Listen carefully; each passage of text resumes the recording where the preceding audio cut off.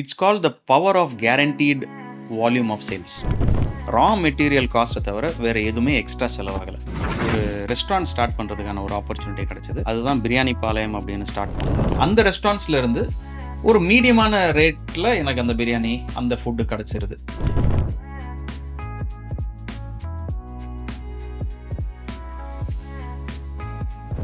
My food my ப்ரைஸும் நேரில் போய் வாங்குகிற ஒரு விஷயந்தான். ஏன்னா இது வந்து pre book prepay pickup concept.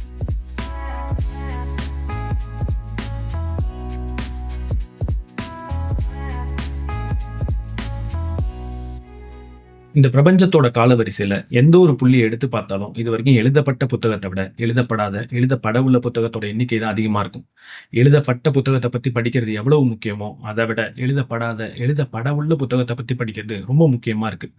எழுதப்பட உள்ள புத்தகத்தில் சிறந்த புத்தகத்தை எடுத்து படிக்கிறது எப்படி? நம்மளை மாதிரி ஒரு பின்புலத்திலிருந்து வந்து செயற்கரிய செயல்களை செய்த நபர்களுடன் பேசுறது மூலியமா அப்படிப்பட்ட புத்தகத்தை நம்மளால படிக்க முடியும். இன்னைக்கு அப்படிப்பட்ட ஒரு அரிய வாய்ப்பு எனக்கு கிடைச்சிருக்கு. பிரியாணி பாளையம், மை ஃபுட் மை ப்ரைஸ் இப்படிப்பட்ட நிறுவனத்தோட நிர்வாக இயக்குனர் திரு நயீம் கான் அவர்களோட பேசக்கூடிய ஒரு அரிய வாய்ப்பு எனக்கு கிடைச்சிருக்கு. வாங்க பேசலாம். வணக்கம் சார். வாழ்த்துக்கள் கிருஷ்ணா, எப்படி இருக்கீங்க? ரொம்ப நல்லா இருக்கேன் sir. My food my price, biryani Palayam ரெண்டு ஒரு வித்தியாசமான ஐடியாவை தேர்ந்தெடுத்து முதல் பிஸ்னஸாக பண்ணிட்டு இருக்கீங்க. இந்த பிஸ்னஸை பண்ணுறதுக்கு முன்னாடி நீங்கள் எங்கேருந்து துவங்குனீங்க? அதை ஒரு இன்ட்ரோடக்ஷனை நம்ம ஆடியன்ஸ்க்காக சொல்ல முடியுமா? கண்டிப்பாக. எல்லா புகழும் இறைவனுக்கே. நான் வந்து ஒரு கார்ப்பரேட் எம்ப்ளாயியாக தான் இருந்தேன் 23 வருஷமாக. இன்ஜினியரிங் முடித்ததுக்கப்புறம் 2003 நான் வந்து ஃபிலிப்ஸ் மெடிக்கல் சிஸ்டம்ஸில் ஒர்க் பண்ணேன். அதுக்கப்புறம் ஒரு ஸ்டார்ட் அப் கம்பெனியை ஜாயின் பண்ணேன். அது மூலிமா யூஎஸ் போனேன். டெல் டெக்னாலஜிஸ் வந்து அந்த கம்பெனி அக்வயர் பண்ணிச்சு. ஸோ டோட்டலாக ஒரு 10 இயர்ஸ் யூஎஸில் இருந்தேன். அங்கே தான் என்னுடைய எம்பிஏ பண்ணேன்.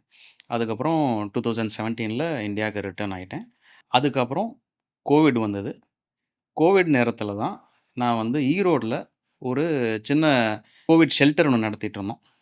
அது மூலிமா எனக்கு வந்து ஒரு ரெஸ்டாரண்ட் ஸ்டார்ட் பண்ணுறதுக்கான ஒரு ஆப்பர்ச்சுனிட்டி கிடச்சிது. அதுதான் பிரியாணி பாளையம் அப்படின்னு ஸ்டார்ட் பண்ணோம். அது ஒரு 4 வருஷம் நடத்த ரெஸ்டாரண்ட் இண்டஸ்ட்ரியில் இருக்கிற ஒரு சில கேப்ஸ் ஐடென்டிஃபை பண்ணோம். அதை வந்து ஃபில் பண்ணுறதுக்காக மை ஃபுட் மை ப்ரைஸ் அப்படிங்கிற ஆப்பு க்ரியேட் பண்ணியிருக்கோம். கோவிட் ஷெல்டர் அப்படின்னு சொல்லியிருந்தீங்க. அங்கே என்ன மாதிரியான சேவையை பண்ணீங்க? அங்கேயும் உணவு சார்ந்த சேவை தான் பண்ணீங்களா? லாக்டவுனுடைய முதல் நாள் நானும் வந்து ஈரோடில் என்னோடய ஒய்ஃபோடைய டவுன் அங்கே நான் ஸ்டக் ஆகிட்டேன். முதல் நாள் வெளியில் வந்து வீட்டுக்காக கிராசரிஸ் எதாவது வாங்கலான்னு வரும்போது நார்மலாக கூட்டங்களில் மறைஞ்சு இருக்கிற ஹோம்லெஸ் பீப்புள் வந்து இப்போ தனியாக தெரிஞ்சாங்க. ஸோ அவங்களுக்கு வந்து எதாவது பண்ணலாமேன்னு சொல்லிட்டு ஒரு 1000 2000 ப்ரெட்டு பன்னு பிஸ்கெட் அப்படின்னு அதை கொடுக்க ஆரம்பித்தோம். அது என்னுடைய ஃப்ரெண்ட்ஸ்க்கு நான் பகிரும்போது, நாங்கள் தான் வெளியே வர முடியலை, எனக்காக நீங்களும் சேர்த்து கொடுத்துருங்கன்னு சொல்லி எனக்கு ஃபண்ட்ஸ் கொடுக்க ஆரம்பிச்சிட்டாங்க. ஸோ எனக்கு சின்னதாக ஃபண்ட்ஸ் சேர ஆரம்பித்தது வந்து பெரிய தொகையாக எனக்கு வந்து ரீச் ஆச்சு. அதை வச்சு நாங்கள் வந்து ஒரு ஃபுட்டு தயாரித்து கொடுக்க ஆரம்பித்தோம். ஒரு காலத்தில் வந்து கிட்டத்தட்ட ஒரு 700 பேருக்கு ஃபுட்டு கொடுக்க ஆரம்பிச்சிட்டோம். போலீஸ்லேருந்து எங்களை ஸ்டாப் பண்ண ஆரம்பிச்சிட்டாங்க. வெளியில் ஃபுட்டு கொடுக்கக்கூடாது, சோஷியல் டிஸ்டன்சிங்லாம் இருக்கணும் அப்படின்னு சொல்லிட்டு. ஸோ அப்போ இருந்த கமிஷனர்கிட்ட போய் கேட்டோம், எங்களுக்கு ஒரு ஸ்கூல் கொடுங்க, கவர்மெண்ட் ஸ்கூல் எல்லாம் க்ளோஸ்டாக தானே இருக்குது, அங்கே ஷெல்டர் பண்ணி நாங்கள் பாதுகாத்துக்கிறோம் அப்படின்னு சொல்லும்போது அவங்க பெர்மிட் பண்ணாங்க. ஸோ ஒரு 110 ஹோம்லெஸ் பீப்புளை வந்து நாங்கள் அந்த ஷெல்டரில் வச்சு ஒரு 3 வேளை சாப்பாடு, மெடிக்கல் ஃபெசிலிட்டிஸ், டாய்லெட்ரிஸ், அதுக்கப்புறம் என்டர்டெயின்மெண்ட், இதெல்லாம் வந்து அவங்களுக்கு பண்ணி கொடுத்தோம். ஒரு 3.5 மந்த்ஸ் நடத்தினோம். 2வது ஃபேஸ்லேயும் நடத்தினோம். அப்புறம் லாக்டவுன்லாம் ஓப்பன் ஆனதுக்கப்புறம் அவங்களுக்கு சின்ன சின்ன ஜாப் ஆப்பர்ச்சுனிட்டிஸ் ஏற்பாடு பண்ணி கொடுத்தோம். இது எல்லாமே வந்து என்னுடைய அவுட் ஆஃப் பாக்கெட் போனது கம்மி தான். பட் என்னுடைய ஃப்ரெண்ட்ஸ், ரிலேட்டிவ்ஸ், நான் என்னுடைய காலேஜ் ஃப்ரெண்ட்ஸு, யூஎஸில் ஒர்க் பண்ண ஃப்ரெண்ட்ஸ், இவங்க எல்லாருமே எனக்கு வந்து ஸ்கூல் ஃப்ரெண்ட்ஸ் எல்லாருமே கொடுத்து உதவுனதுனால எங்களால் அது பண்ண முடிஞ்சது. அது மூலியமாக எனக்கு கிடைச்ச சில கனெக்ஷன்ஸ் மூலியமாக நம்ம வந்து பிரியாணி பாளையம் ரெஸ்டாரண்ட் ஓப்பன் பண்ணோம். அதான் எல்லா புகழும் இறைவனுக்கே.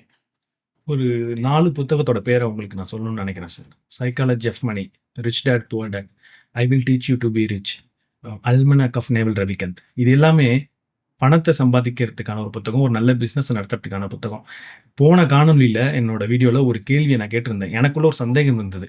அந்த எல்லா புத்தகத்துலையும் முடிக்கும் போது என்ன சொல்கிறாங்கன்னா, அடுத்தவங்களுக்கு பணத்தை நீங்கள் கொடுங்க, அடுத்தவங்களுக்கு சேவை செய்யுங்க, அதுதான் உங்களை சிறந்த ஒரு பிஸ்னஸ் மேனாகவும் பணக்காரனாகவும் சொல்லியிருந்தது.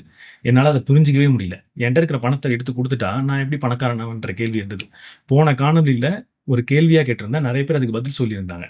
அதுக்கான பதில் எனக்கு இப்ப கிடைச்சிருச்சுன்னு நினைக்கிறேன். ரொம்ப ஜென்யூனா நீங்க ஒரு நல்ல காரியத்த செஞ்சிருக்கீங்க. அதுலேருந்து ஒரு நல்ல பிசினஸ் உங்களுக்கு கிடைச்சிருக்கு. இது உங்களுக்கு என்ன கடவுள் குடுத்ததா நான் நினைக்கிறேன். ஆ.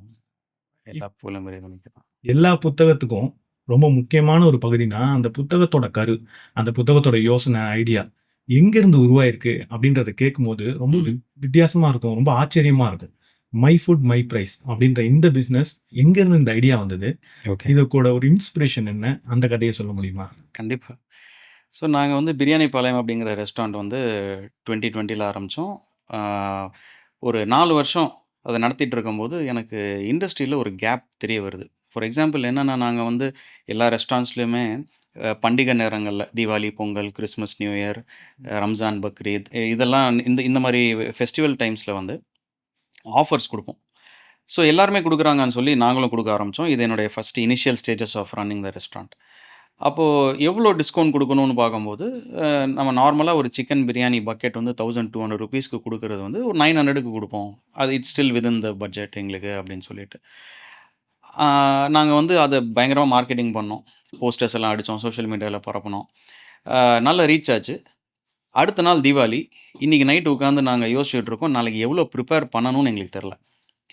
அப்போ சரி நார்மலா ஒரு 30 கிலோ பண்ற இடத்துல, இப்ப 60 கிலோ பிரியாணி பண்ணுவோம் அப்படின்னு சொல்லி நாங்க பண்ணும்போது, அந்த 60 கிலோ எத்தன பேரு கன்சியூம் பண்ணுவாங்களோ, அத விட double the number of people வந்துட்டாங்க கடைக்கு. அத்தன பேருக்கு எங்கனால குடுக்க முடியல. ஸோ நம்ம வந்து அண்டர் எஸ்டிமேட் பண்ணிட்டோம். அத்தன கஸ்டமர்ஸ் ரெடியா இருக்காங்க வாங்குறதுக்கு, குடுக்குறதுக்கு பொருள் இல்ல. ஏன்னா, எங்களுக்கு தெரியல எ நாளைக்கு எத்தன பேர் வரப்போறாங்கன்னு சொல்லிட்டு. ஸோ இதுலேருந்து நாங்க கத்துக்கிட்ட விஷயம் வந்து, ஆஃபர் போட்டா மட்டும் பத்தாது. ப்ரீ புக்கிங் பண்ண வச்சோம்னா, நம்மளுக்கு தெரிஞ்சிருது நாளைக்கு எத்தன எக்ஸ்ட்ரா ப்ரிப்பேர் பண்ணணும் அப்படின்னு சொல்லிட்டு. ஸோ அடுத்து வரக்கூடிய பண்டிகைகள்ல வந்து நாங்க we made it a rule. இந்த ரேட் உங்களுக்கு வேணும்னா, நீங்க வந்து கண்டிப்பா ப்ரீ புக்கிங் பண்ணணும். ப்ரீ பேமெண்ட் பண்ணிருங்க. வந்து பிக்கப் பண்ணிருங்க. ஏன்னா, நாங்க போயிட்டு நெறைய புக்கிங்ஸ் ஆகப்போது. அத்தன பேருக்கும் டெலிவரி கமிட்மெண்ட் எடுத்துட்டு, அத ஹானர் பண்ண முடியாம போகக்கூடாது. அதனால pre booking, pre payment, pickup அப்படிங்கிற ஃபார்முலா வந்து நாங்க எடுத்துட்டோம். அது எங்களுக்கு ரொம்ப கை குடுத்துச்சு. அடுத்து வரக்கூடிய ஃபெஸ்டிவல், ஃபங்ஷன்ஸ்லலாம் பார்த்தோம்னா, எங்களுக்கு முன்னாடியே சொல்லிருவாங்க. பேமெண்ட் பண்ணிருவாங்க. எத்தன புக்கிங்ஸ் வந்ததோ, அது மட்டுமே நாங்க ப்ரிப்பேர் பண்ணா போதும். எங்களுக்கு அந்த சேல் நடந்துரும். ஒரு நாள் நாங்க டிஸ்கஸ் பண்ணிட்டு இருக்கும்போது எங்களுக்கு தோணுது, ஏன் வருஷத்துல ஒரு 12 டூ 15 இந்த பண்டிகை நேரங்கள்ல மட்டும் தான் இது பண்ணணுமா? டே டு டே இது ஏன் வொர்க் அவுட் ஆகாதா? ஏன்னா நம்மளோட ஃபார்முலா வந்து ப்ரீ புக், ப்ரீ பே, பிக்கப். எப்படி ஒரு தீபாவளிங்கிறது வந்து முழு சமூகத்துக்குமே அது ஒரு பண்டிகைனாலோ, ஒவ்வொரு குடும்பத்திலயும் பண்டிகை நாட்கள் இருக்குல்ல. குழந்தைக்கு பர்த்டே இருக்கும். ஒரு ஆனிவர்சரி இருக்கும். ஒரு இப்போ ரிசல்ட்லாம் வந்துச்சு. ஆ குழந்தைங்க பாஸ் ஆகியிருக்காங்க. நல்ல மார்க் எடுத்திருக்காங்க. ட்ரீட் குடுக்கணும். ஆஃபீஸஸ்ல வந்து ஃபங்ஷன்ஸ் நடக்குது. டீம் மீட்டிங்ஸ் நடக்குது. ஸோ இது எல்லாமே அந்தந்த ஃபேமிலீஸ்லயோ, அந்தந்த இன்ஸ்டிடியூஷன்ஸ்லயோ ஒரு ஃபியூச்சர் டேட்டுக்கு இத்தன பேருக்கு ஃபுட் தேவைன்னு தெரிஞ்ச விஷயம். அப்போ இந்த ஃபார்முலா அவங்களுக்காக நம்ம ஓப்பன் பண்ணி வச்சோம்னா, அவங்க ப்ரீ புக்கிங் பண்ணிற போறாங்க. ப்ரீ பேமெண்ட் பண்ணிற போறாங்க. வந்து பிக்கப் பண்ணிக்க போறாங்க. ஸோ நம்ம ரெகுலரா நாளைக்கு எவ்வளோ சேல் ஆகப்போகுதுன்னு தெரியாம ப்ரிப்பேர் பண்றதோட சேர்த்து, இந்த ப்ரீ புக்ட் ஆர்டர்ஸையும் நம்ம கம்பைன் பண்ணி ப்ரிப்பேர் பண்ணும்போது, நம்மளுக்கு ஒரு steady flow of predictable sales வந்து நடந்துகிட்டே இருக்கும். ஸோ நாங்க வந்து கடைக்கு வெளியில ஒரு போர்ட போட்டோம் பேசிக்கா. நீங்க வந்து வாங்குனீங்கன்னா ₹1200 சிக்கன் பிரியாணி பக்கெட். நாளைக்கு வேணும்னு இன்னைக்கே சொல்லிட்டீங்கன்னா ₹900 அப்படின்னு ஒரு போர்டு போட்டோம். நெறைய கஸ்டமர்ஸ் ₹300 சேவ் ஆகுது. இல்ல 2 பக்கெட்னா ₹600 சேவ் ஆகுது அப்படின்னு சொல்லிட்டு நெறைய பேர் ப்ரீ புக்கிங் பண்ண ஆரம்பிச்சுட்டாங்க. ரொம்ப சக்சஸ்ஃபுல்லா போச்சு. அப்போ இது வந்து எங்க கடைய தாண்டி போறவங்க யார் யார் வந்திருக்காங்களோ அவங்களுக்கு தெரிய வந்ததே தவிர, பரவலா மக்களுக்கு தெரியாததுனால, நாங்க வந்து ஒரு ஆப்ப கிரியேட் பண்ணோம். அதுதான் மை ஃபுட் மை பிரைஸ் அப்படிங்கிற ஆப்பு. அது மூலியமா நாங்க வந்து கொஞ்சம் சோஷியல் மீடியாலயும் பப்ளிஷ் பண்ண ஆரம்பிக்கும்போது, ஈரோட சுத்தி பல மக்கள் வந்து இது மூலியமா எங்க ரெஸ்டாரண்ட்டுக்கு ப்ரீ புக்கிங் பண்ண ஆரம்பிச்சாங்க. ஸோ எங்களுக்கு ஒவ்வொரு நாளுமே அடுத்த நாளுக்கு வந்து 5 bucket extra pre booking, 3 bucket extra pre booking, 10 இந்த மாரி வந்து ப்ரீ புக்கிங்ஸ் வர ஆரம்பிச்சது. எங்களோட ரெகுலர் ப்ரிப்பரேஷனோட சேர்த்து அதையும் சேர்த்து பண்ண ஆரம்பிச்சிட்டோம்.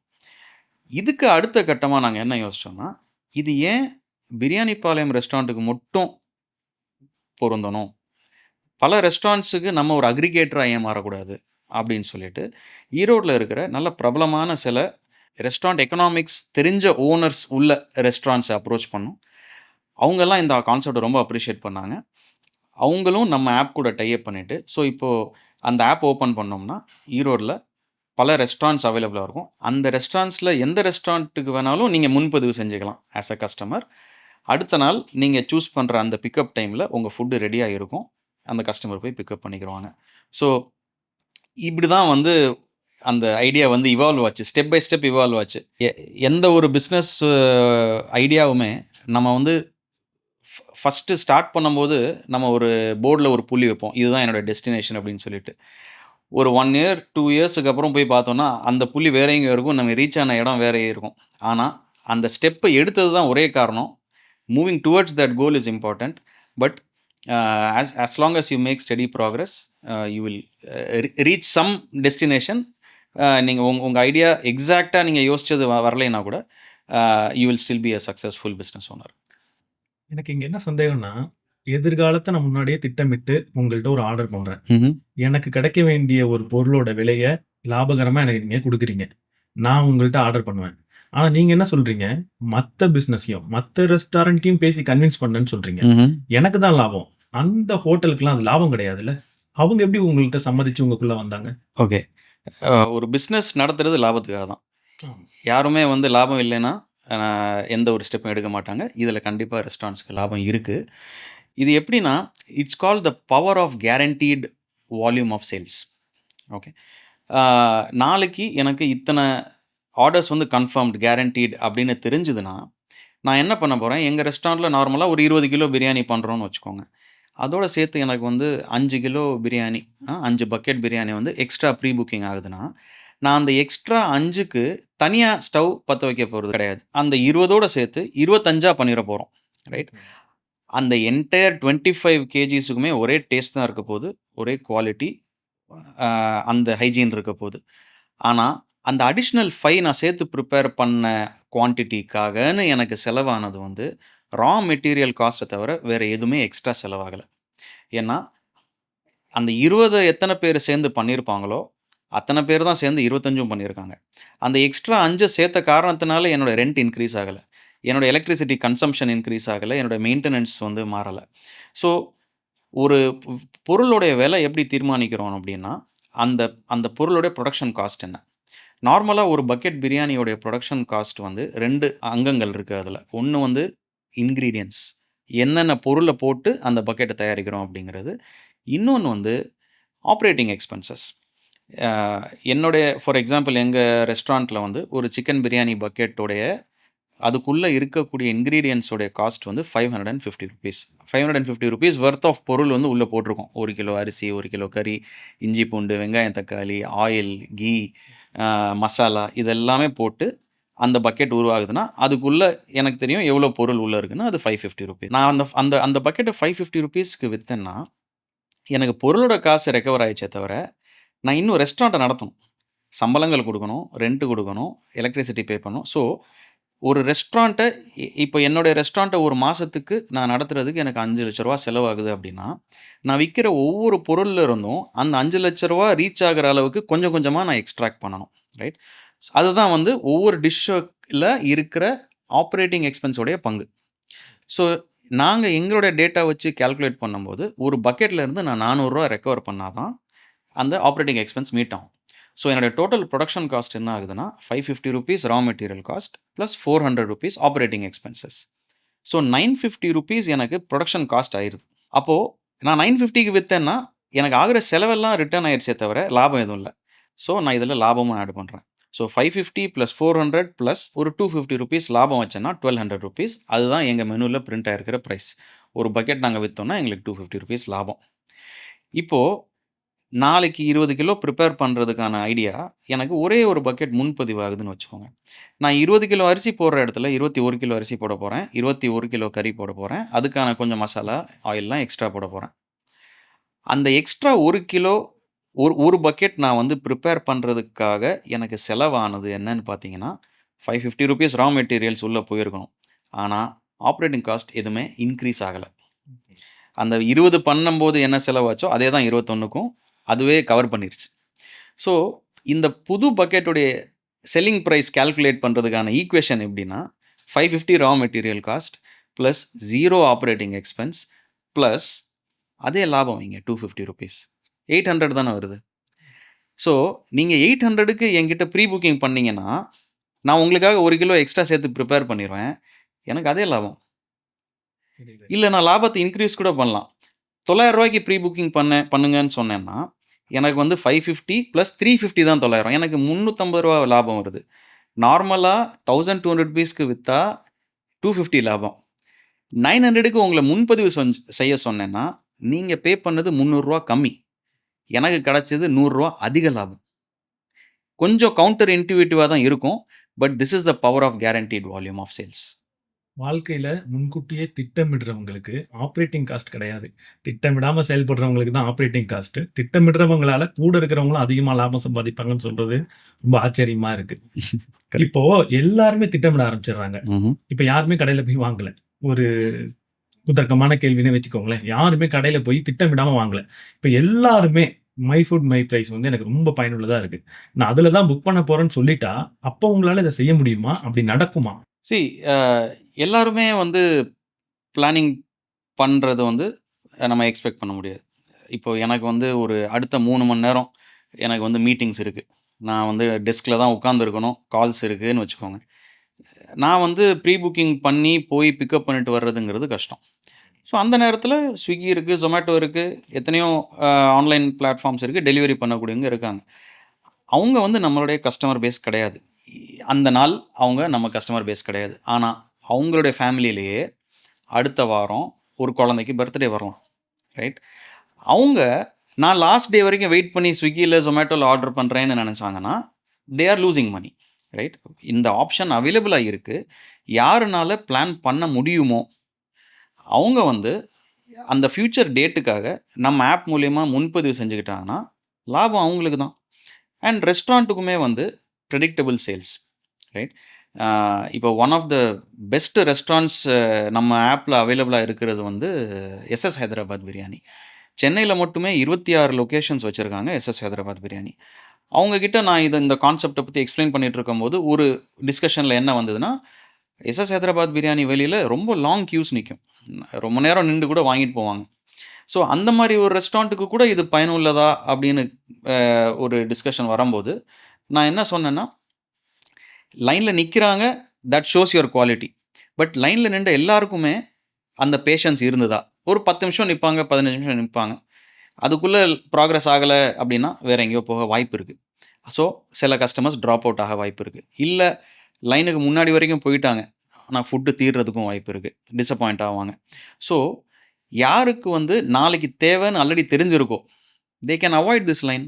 அதே எஸ்எஸ் ஹைதராபாத் பிரியாணியில் ஆர்டர் பண்ணலாம், இல்லை வேறு எந்த ரெஸ்டாரண்ட்டில் வேணாலும் ஆர்டர் பண்ணலாம்.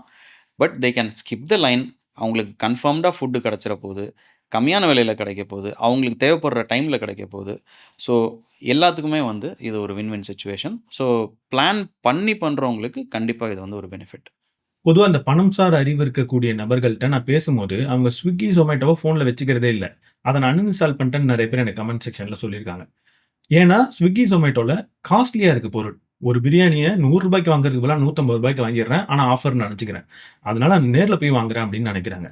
இப்ப நான் நேர்ல போய் வாங்கிடுறேனே, நேர்ல வாங்குறத விட மை ஃபுட் மை பிரைஸ் எந்த விதத்தில சிறந்தது? First of all my food my பிரைஸும் நேரில் போய் வாங்குற ஒரு விஷயம் தான். ஏன்னா இது வந்து pre book, prepay, pickup concept, right? நம்ம வந்து ஸ்விக்கி, ஜொமேட்டோலாம் வர்றதுக்கு முன்னாடி இந்த மாதிரி ஒரு கன்வீனியன்ஸுக்கு யூஸ்டு ஆகிறதுக்கு முன்னாடி என்ன பண்ணிகிட்டு இருந்தோம், போய் கடையில் தான் வாங்கிட்டு இருந்தோம். இப்போ கூட கடைகளில் வந்து க்ரௌட்ஸ் இருக்க தான் செய்யுது. போய் பிக்கப் பண்ணிவிட்டு வீட்டுக்கு எடுத்துகிட்டு போகிறவங்க இருக்க தான் செய்கிறாங்க. எங்கள் ரெஸ்டாரண்ட்லேயே வந்து நிறைய பேர் ஸ்விக்கி, ஜொமேட்டோவில் ஆர்டர் பண்ணுறவங்களும் இருக்காங்க. அவங்களுக்கு டைம் இருக்கும்போது வந்து வாங்கிட்டு போகிறவங்க இருக்காங்க. ஸோ ஸ்விக்கி, ஜொமேட்டோவை கம்ப்ளீட்டாக அவாய்ட் பண்ணவே முடியாது. As a founder of my food my price நானே ஸ்விக்கி, ஜொமேட்டோ யூஸ் பண்ணுறேன். இன்றைக்கி நம்ம பாட்காஸ்ட்டுக்கு வர்றதுக்கு முன்னாடி எனக்கு ஒரு பொருள் தேவைப்பட்டுச்சு டு ப்ரிப்பேர். நான் பிளிங்கிட்டில் தான் ஆர்டர் பண்ணேன். எனக்கு தெரியும் இந்த தேவை இருக்குன்னு. ஆனால் நான் பிளான் பண்ண மறந்துட்டேன். ஆனால் கிளம்புறதுக்கு லேட் ஆயிடுச்சு. அதனால் இம்மீடியட்லி ஐ யூஸ்ட் பிளிங்கிட். 7 நிமிஷத்தில் அந்த பொருள் எனக்கு வந்துருச்சு. ஸோ அந்த கன்வீனியன்ஸ் வேறு, நாங்கள் கொடுக்குற பெனிஃபிட் வேறு. யாருனால பிளான் பண்ண முடியுமோ அவங்க வந்து நம்ம ஆப்பை யூஸ் அதாவது கடைக்கு போய் வாங்கினா கம்மி ரேட்டுன்னு எல்லாருக்கும் தெரியும். ஸோ டைம் இருக்கிறவங்க கண்டிப்பாக போய் வாங்குவாங்க. நாங்கள் என்ன சொல்கிறோம், நீங்கள் போய் வாங்க. ஒரு நாள் முன்னாடி முன்பதிவு செஞ்சுட்டு போய் வாங்குங்க. இன்னும் கூட கொஞ்சம் அமௌண்ட் உங்களுக்கு சேவ் ஆகும். அப்போ நான் இப்போ திடீர்னு ஒரு முடிவெடுத்து நேர்ல போய் வாங்குறத விட, மை ஃபுட் மை பிரைஸ்ல ஒரு நாள் முன்னாடியே புக் பண்ணேன்னா, கம்மியான காசுக்கு வாங்கலாம்னு நீங்க சொல்றீங்க. Absolutely, absolutely. கஸ்டமருக்கும் லாபம், சேவ் பண்ணலாம். ரெஸ்டாரண்ட்டுக்கும் லாபம். கம்மியான விலையில கஸ்டமருக்கு குடுத்தாலும் அவங்களுக்கு அதிக லாபம் வரும். பொதுவா ஒரு ஒரு நம்பிக்கை இருக்கு. விலை குறைஞ்சதுன்னா குவாலிட்டி குறையும் அப்படின்னு. ஒரு டைரக்டாவே கேட்கிறேன். நீங்க அப்போ Swiggy, Zomato நேர்ல வந்து வாங்குறவங்களுக்கு தனியா பிரியாணி, மை ஃபுட் மை பிரைஸ்ல வாங்குறவங்களுக்கு தனியா பிரியாணி அப்படின்னு டிஃபரண்ட் குவாலிட்டில பண்றீங்களா? ஓகே. ஃபர்ஸ்ட் ஆஃப் ஆல் நாங்க வந்து ஒரு ரெஸ்டாரண்ட் அக்ரிகேட்டர். நம்ம வந்து பிரியாணிபாளையம்ங்கிற ஒரு ரெஸ்டாரண்ட் வந்து one of the restaurants in my food my price. So நீங்க கேட்குற கேள்வி எனக்கு புரியுது. ஜென்ரலா எல்லா ரெஸ்டாரண்ட்ஸுக்கு இந்த கேள்வி இருக்கு. ஒரு வித்தியாசமுமே இருக்க வாய்ப்பில்ல. ஏன்னா, நான் முன்னாடியே சொன்ன எக்ஸாம்பிள் படி, அந்த 20 கிலோ அவங்க பிளான்ல இருக்கும்போது, அத 25ஆ பண்ணும்போது, அந்த எக்ஸ்ட்ரா 5 வந்து கம்மியான ரேட்ல குடுக்க முடியும். ஏன்னா, ஆப்பரேட்டிங் எக்ஸ்பென்ஸே அதில இல்ல. நம்ம கம்மியான விலையில குடுக்குறோமே, அதனால கொஞ்சம் இன்கிரீடியன்ட்ஸ குறைச்சுக்கலாம், கொஞ்சம் குவாலிட்டிய குறைச்சுக்கலான்னு சொல்லி தனியா அடுப்ப பத்த வச்சாங்கன்னா, அந்த எஃபர்ட்டுக்கு ஆப்பரேட்டிங் காஸ்ட் ஆட் ஆயிரும். அவங்கனால இந்த ரேட்ல தர முடியாது. So by definition pre booked orders already planned ஆர்டர்ஸோட சேர்த்து ப்ரிப்பேர் பண்ணும்போது தான், they can avoid the operating expense and they can இந்த ரேட்ல அவங்கனால கஸ்டமருக்கு குடுக்க முடியும்.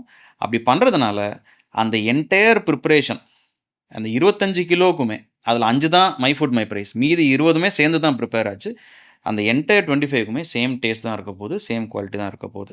அவங்க ஒன்ஸ் தனியா ப்ரிப்பேர் பண்ணலாம்னு நெனச்சுட்டாங்கன்னா, இந்த ரேட்ல தர முடியாது. ரெகுலர் ரேட்டுக்கு போ வேண்டியிருக்கும். அது வேணா ஒரு ரூ. 10, ரூ. 20 குறையுமே தவிர, இந்த அளவுக்கு குறையாது. இதே வந்து இன்னும் கொஞ்சம் டீப்பா நம்ம யோசிக்கணும்னா, ஃபார் எக்ஸாம்பிள் இப்போ நீங்க வந்து அடுத்த வாரம் நீங்க வந்து ஒரு ட்ரிப் பிளான் பண்றீங்க. ட்ரெயின் டிக்கெட் வந்து இன்னைக்கே நீங்க புக் பண்ணினீங்கன்னா, உங்களுக்கு வந்து ஒரு ₹500ல ஒரு டிக்கெட் கிடைச்சிருது. நீங்க லாஸ்ட் மினிட்ல போய் தத்கால்ல புக் பண்ணீங்கன்னா, அது வந்து ரூ. 1000. இல்ல இன்னும் கூட டிலே பண்ணீங்கன்னா, பிரீமியம் தத்கால் இருக்கு. அது வந்து ஒரு ரூ. 1500க்கு போகும். 3மே வேற வேற காஸ்ட் டிக்கெட்ஸ் தான். ஆனா, உங்களுக்கு உங்களுக்கு ஜர்னி வந்து சேம் ரைட்? அந்த சேம் சீட் தான் உங்களுக்கு புக் ஆச்சு. உங்களுக்கு குவாலிட்டி மாறல, எதுவுமே மாறல. உங்களுடைய டெசிஷன் நீங்க முன்கூட்டியே எடுத்ததுக்கான ரிவார்ட் தான் அந்த சேவிங்ஸ். ஸோ அந்த விதத்தில பார்க்க போனா, நீங்க வந்து குவாலிட்டில எந்த மாற்றமுமே கிடையாது. உங்களுக்கு கிடைக்கக்கூடிய பொருள் ஒண்ணு தான். நீங்க முன்கூட்டியே முன்பதிவு செஞ்சதுனால, ரெஸ்டாரண்ட்னால சீப்பர் ரேட்ல உங்களுக்கு தர முடியுது. முதல் முறையா தரமான பொருள் விலை மலிவா கிடைக்குது அப்படின்றத பார்க்குறேன்.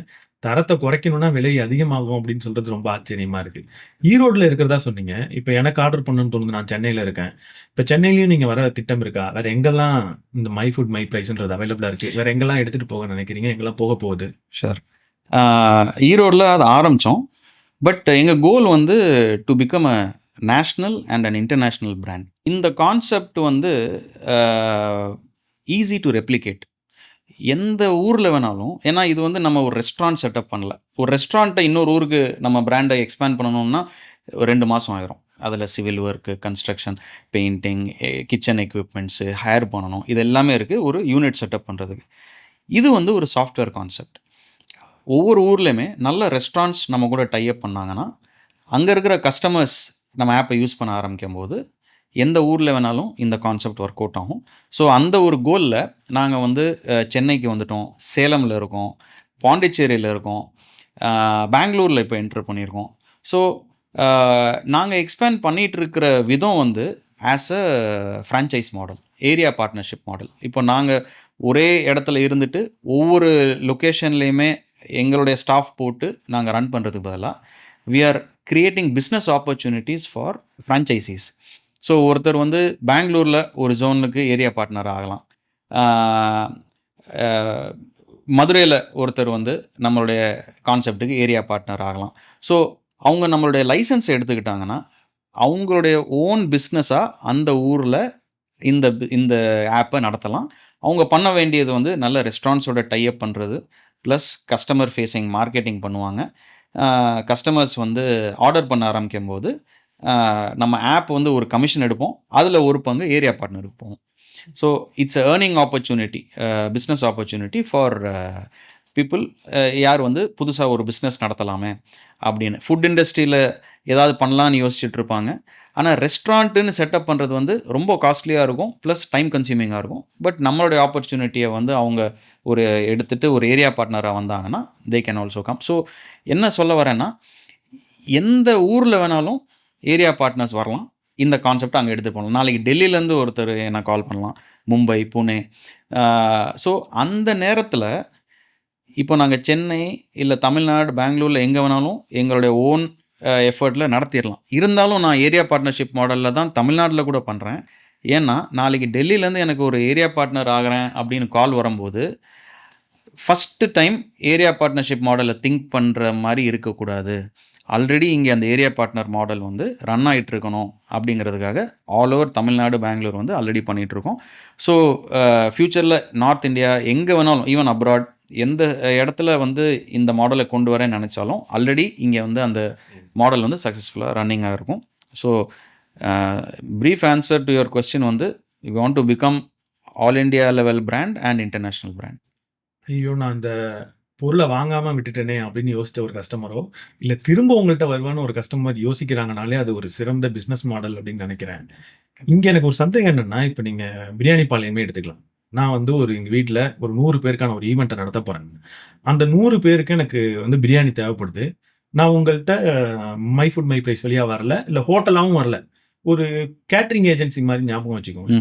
நீங்க ஒரு கேட்டரிங் ஏஜென்சி வச்சிருக்கீங்கன்ற ஒரு அசம்ப்ஷன்ல, சரி. நீங்க கேட்டரிங் ஏஜென்சியா இருக்கீங்க. நான் உங்கள்ட்ட 1 மாசத்துக்கு முன்னாடியே சொல்லிடுறேன். கேட்டரிங் ஏஜென்சி கிட்ட. இப்ப அவங்களுக்கும் நான் முன்கூட்டியே திட்டமிட்டு தான் சொல்லியிருக்கேன். இப்ப அவங்க எந்த பிரைஸ்க்கு குடுப்பாங்க? மை ஃபுட் மை பிரைஸ் எதுக்கு குடுப்பாங்க? யார்கிட்ட லாபம்? ஸோ கேட்டரிங் அப்படின்னு வந்துட்டோம்னா, சில நேரம் அந்த கேட்டரிங் கம்பெனிக்கு வேறு ஆர்டர்ஸ் இருக்கலாம். சில நேரம் அந்த நாள் உங்களுடைய ஆர்டர் மட்டுமே ஒரே ஆர்டராக இருக்கலாம். உங்களுடைய ஆர்டர் மட்டுமே அவங்களுக்கு அந்த நாள் ஒரே ஆர்டராக இருந்ததுன்னா, உங்களுக்காக தனியாக அந்த லேபர் அன்னைக்கு ஒர்க் பண்ணுறாங்க. அந்த அடுப்பை அவங்க உங்களுக்காக தான் கொளுத்துறாங்க. அப்போது என்ன ஆகுதுன்னா, ஆப்ரேட்டிங் காஸ்ட் இன்க்ளூட் ஆகிருது, ரா மெட்டீரியல் காஸ்ட்டும் இன்க்ளூட் ஆகிருது. ஸோ ஓரளவுக்கு கீழே அவங்களால குறைக்க முடியாது, ரைட்? மேபி ரெஸ்டாரண்ட் ரேட்டோட கொஞ்சம் கம்மியாக இருக்கலாம். பட் நம்ம மை ஃபுட் மை ப்ரைஸ் அளவுக்கு வந்து கம்மியாக இருக்காது. அப்போ ஸ்விக்கி, ஜொமேட்டோவோட நேரில் போய் வாங்குறது விலை கம்மியாக இருக்குது. நேரில் வாங்குறத விட முன்கூட்டியே ஒரு கேட்டரிங்கிட்ட சொன்னால் கம்மியாக இருக்குது. அதை விட கம்மியாக நமக்கு மை ஃபுட் மை ப்ரைஸில் கிடைக்குது. கண்டிப்பாக. நீங்கள் இந்த ஒரு செனாரியோ இமேஜின் பண்ணி பாருங்களேன்.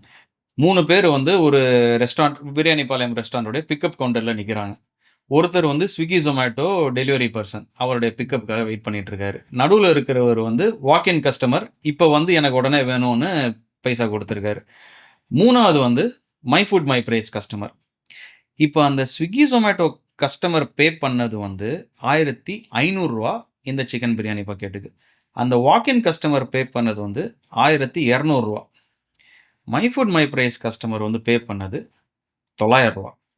இந்த 3 செனாரியோலையுமே இப்போ நீங்கள் ஜொமேட்டோ, ஸ்விக்கி கஸ்டமர் 1500 பே பண்ணுறாங்கன்னா, அந்த எக்ஸ்ட்ரா 300 வந்து ஜொமேட்டோ, ஸ்விக்கிக்கு போகக்கூடிய கமிஷன். ஸோ ரெஸ்டாரண்ட்டுக்கு வரக்கூடியது 1200 தான் வந்துச்சு. அதில் ₹250 லாபம். நான் முன்னாடி சொன்ன எக்ஸாம்பிள் மாதிரி. நடுவில் இருக்கிற வாக்இன் கஸ்டமர் பே பண்ணது ₹1200. அது மூலியமாக ரெஸ்டாரண்ட்டுக்கு வந்தது ₹250 லாபம். 3வது நபர் வந்து my food my price customer ₹900 pay பண்ணியிருக்காரு. அது மூலியமாக ரெஸ்டாரண்ட்டுக்கு வந்த லாபம் ₹350. இந்த 3 பேருக்குமே ஒரே டபராலாந்து தான் பிரியாணி பேக் ஆகிட்டு இருக்கு, ரைட்?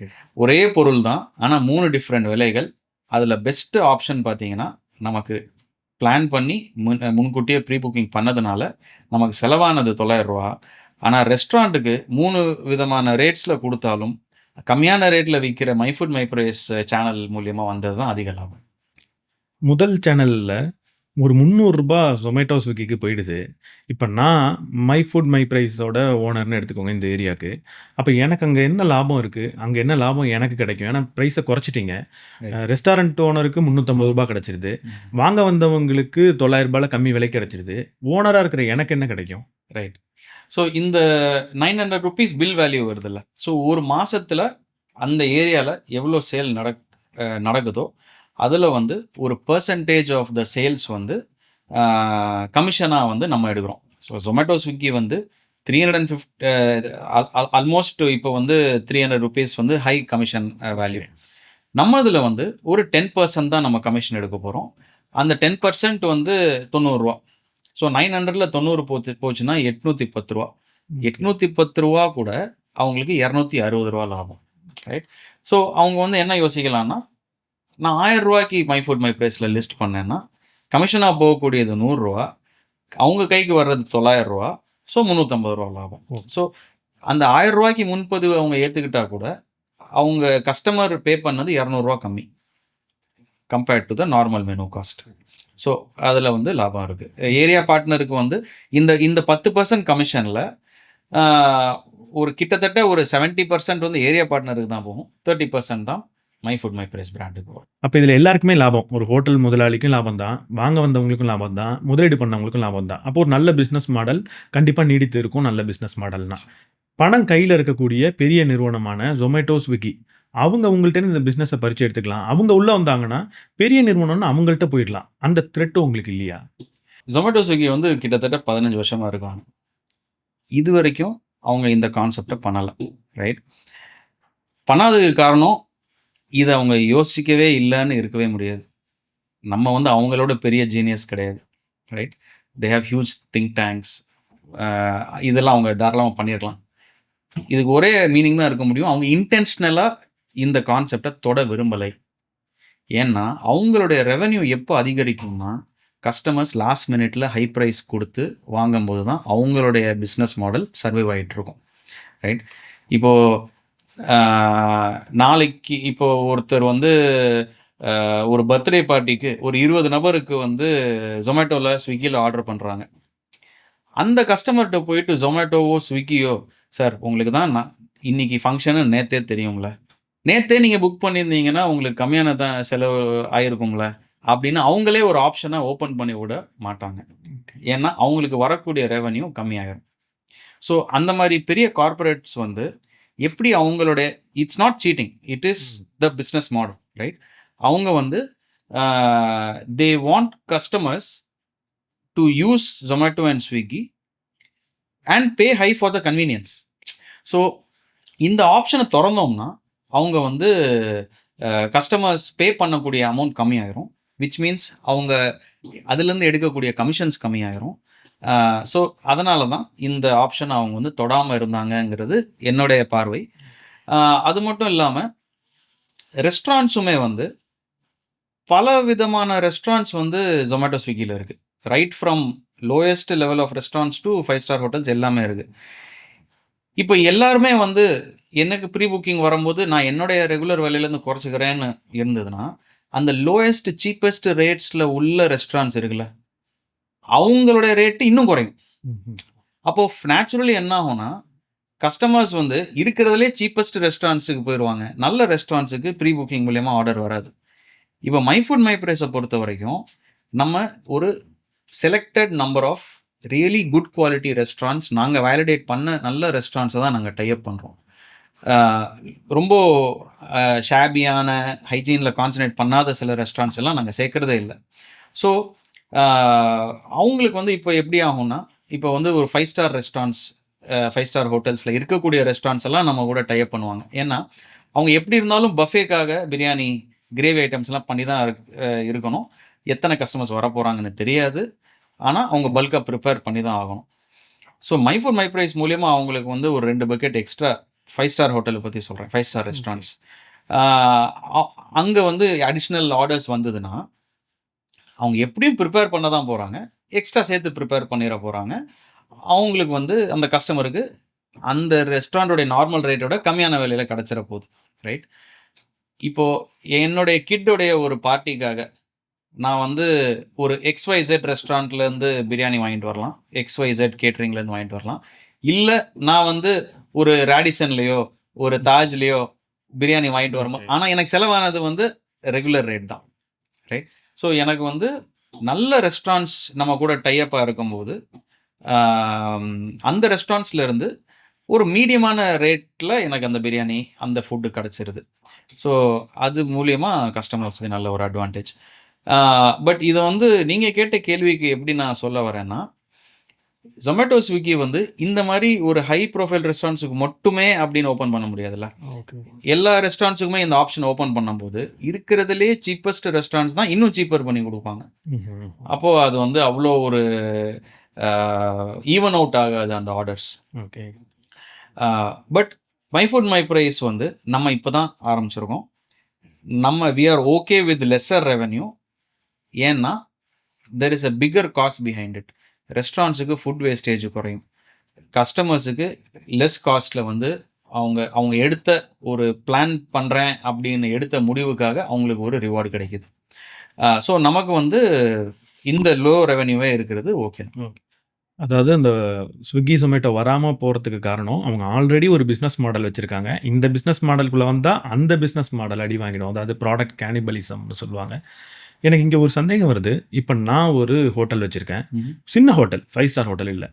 அப்போ உங்க ஆப்க்குள்ள நான் வரணும்னா, இந்த மை ஃபுட் மை பிரைஸ்க்குள்ள என்னோட ரெஸ்டாரண்ட்ட கொண்டு வரணும்னா, நான் சின்ன ரெஸ்டாரண்ட்டா இருந்தா முடியுமா? இல்ல சின்ன ரெஸ்டாரண்ட்டா இருந்தாலும் நான் எதெல்லாம் பார்த்துக்கணும்? நான் எப்படி என்ன நீங்க ஆடிட் பண்றீங்க? எப்படி நான் அதுக்கு உள்ள வரதுக்கு தகுதி இருக்கான்றத செக் பண்றீங்க? என்ன நான் வச்சிருக்கணும்? ஸோ நீங்கள் வந்து ஒரு சின்ன ரெஸ்டாரண்ட்டாக இருந்தாலும் உங்களுடைய குவாலிட்டி என்ன, உங்களுடைய ஹைஜீன் அடியரன்ஸ் எப்படி இருக்குது, நீங்கள் ஃபுட் சேஃப்டி ஸ்டாண்டர்ட்ஸ் எல்லாம் மெயின்டைன் பண்ணுறீங்களா,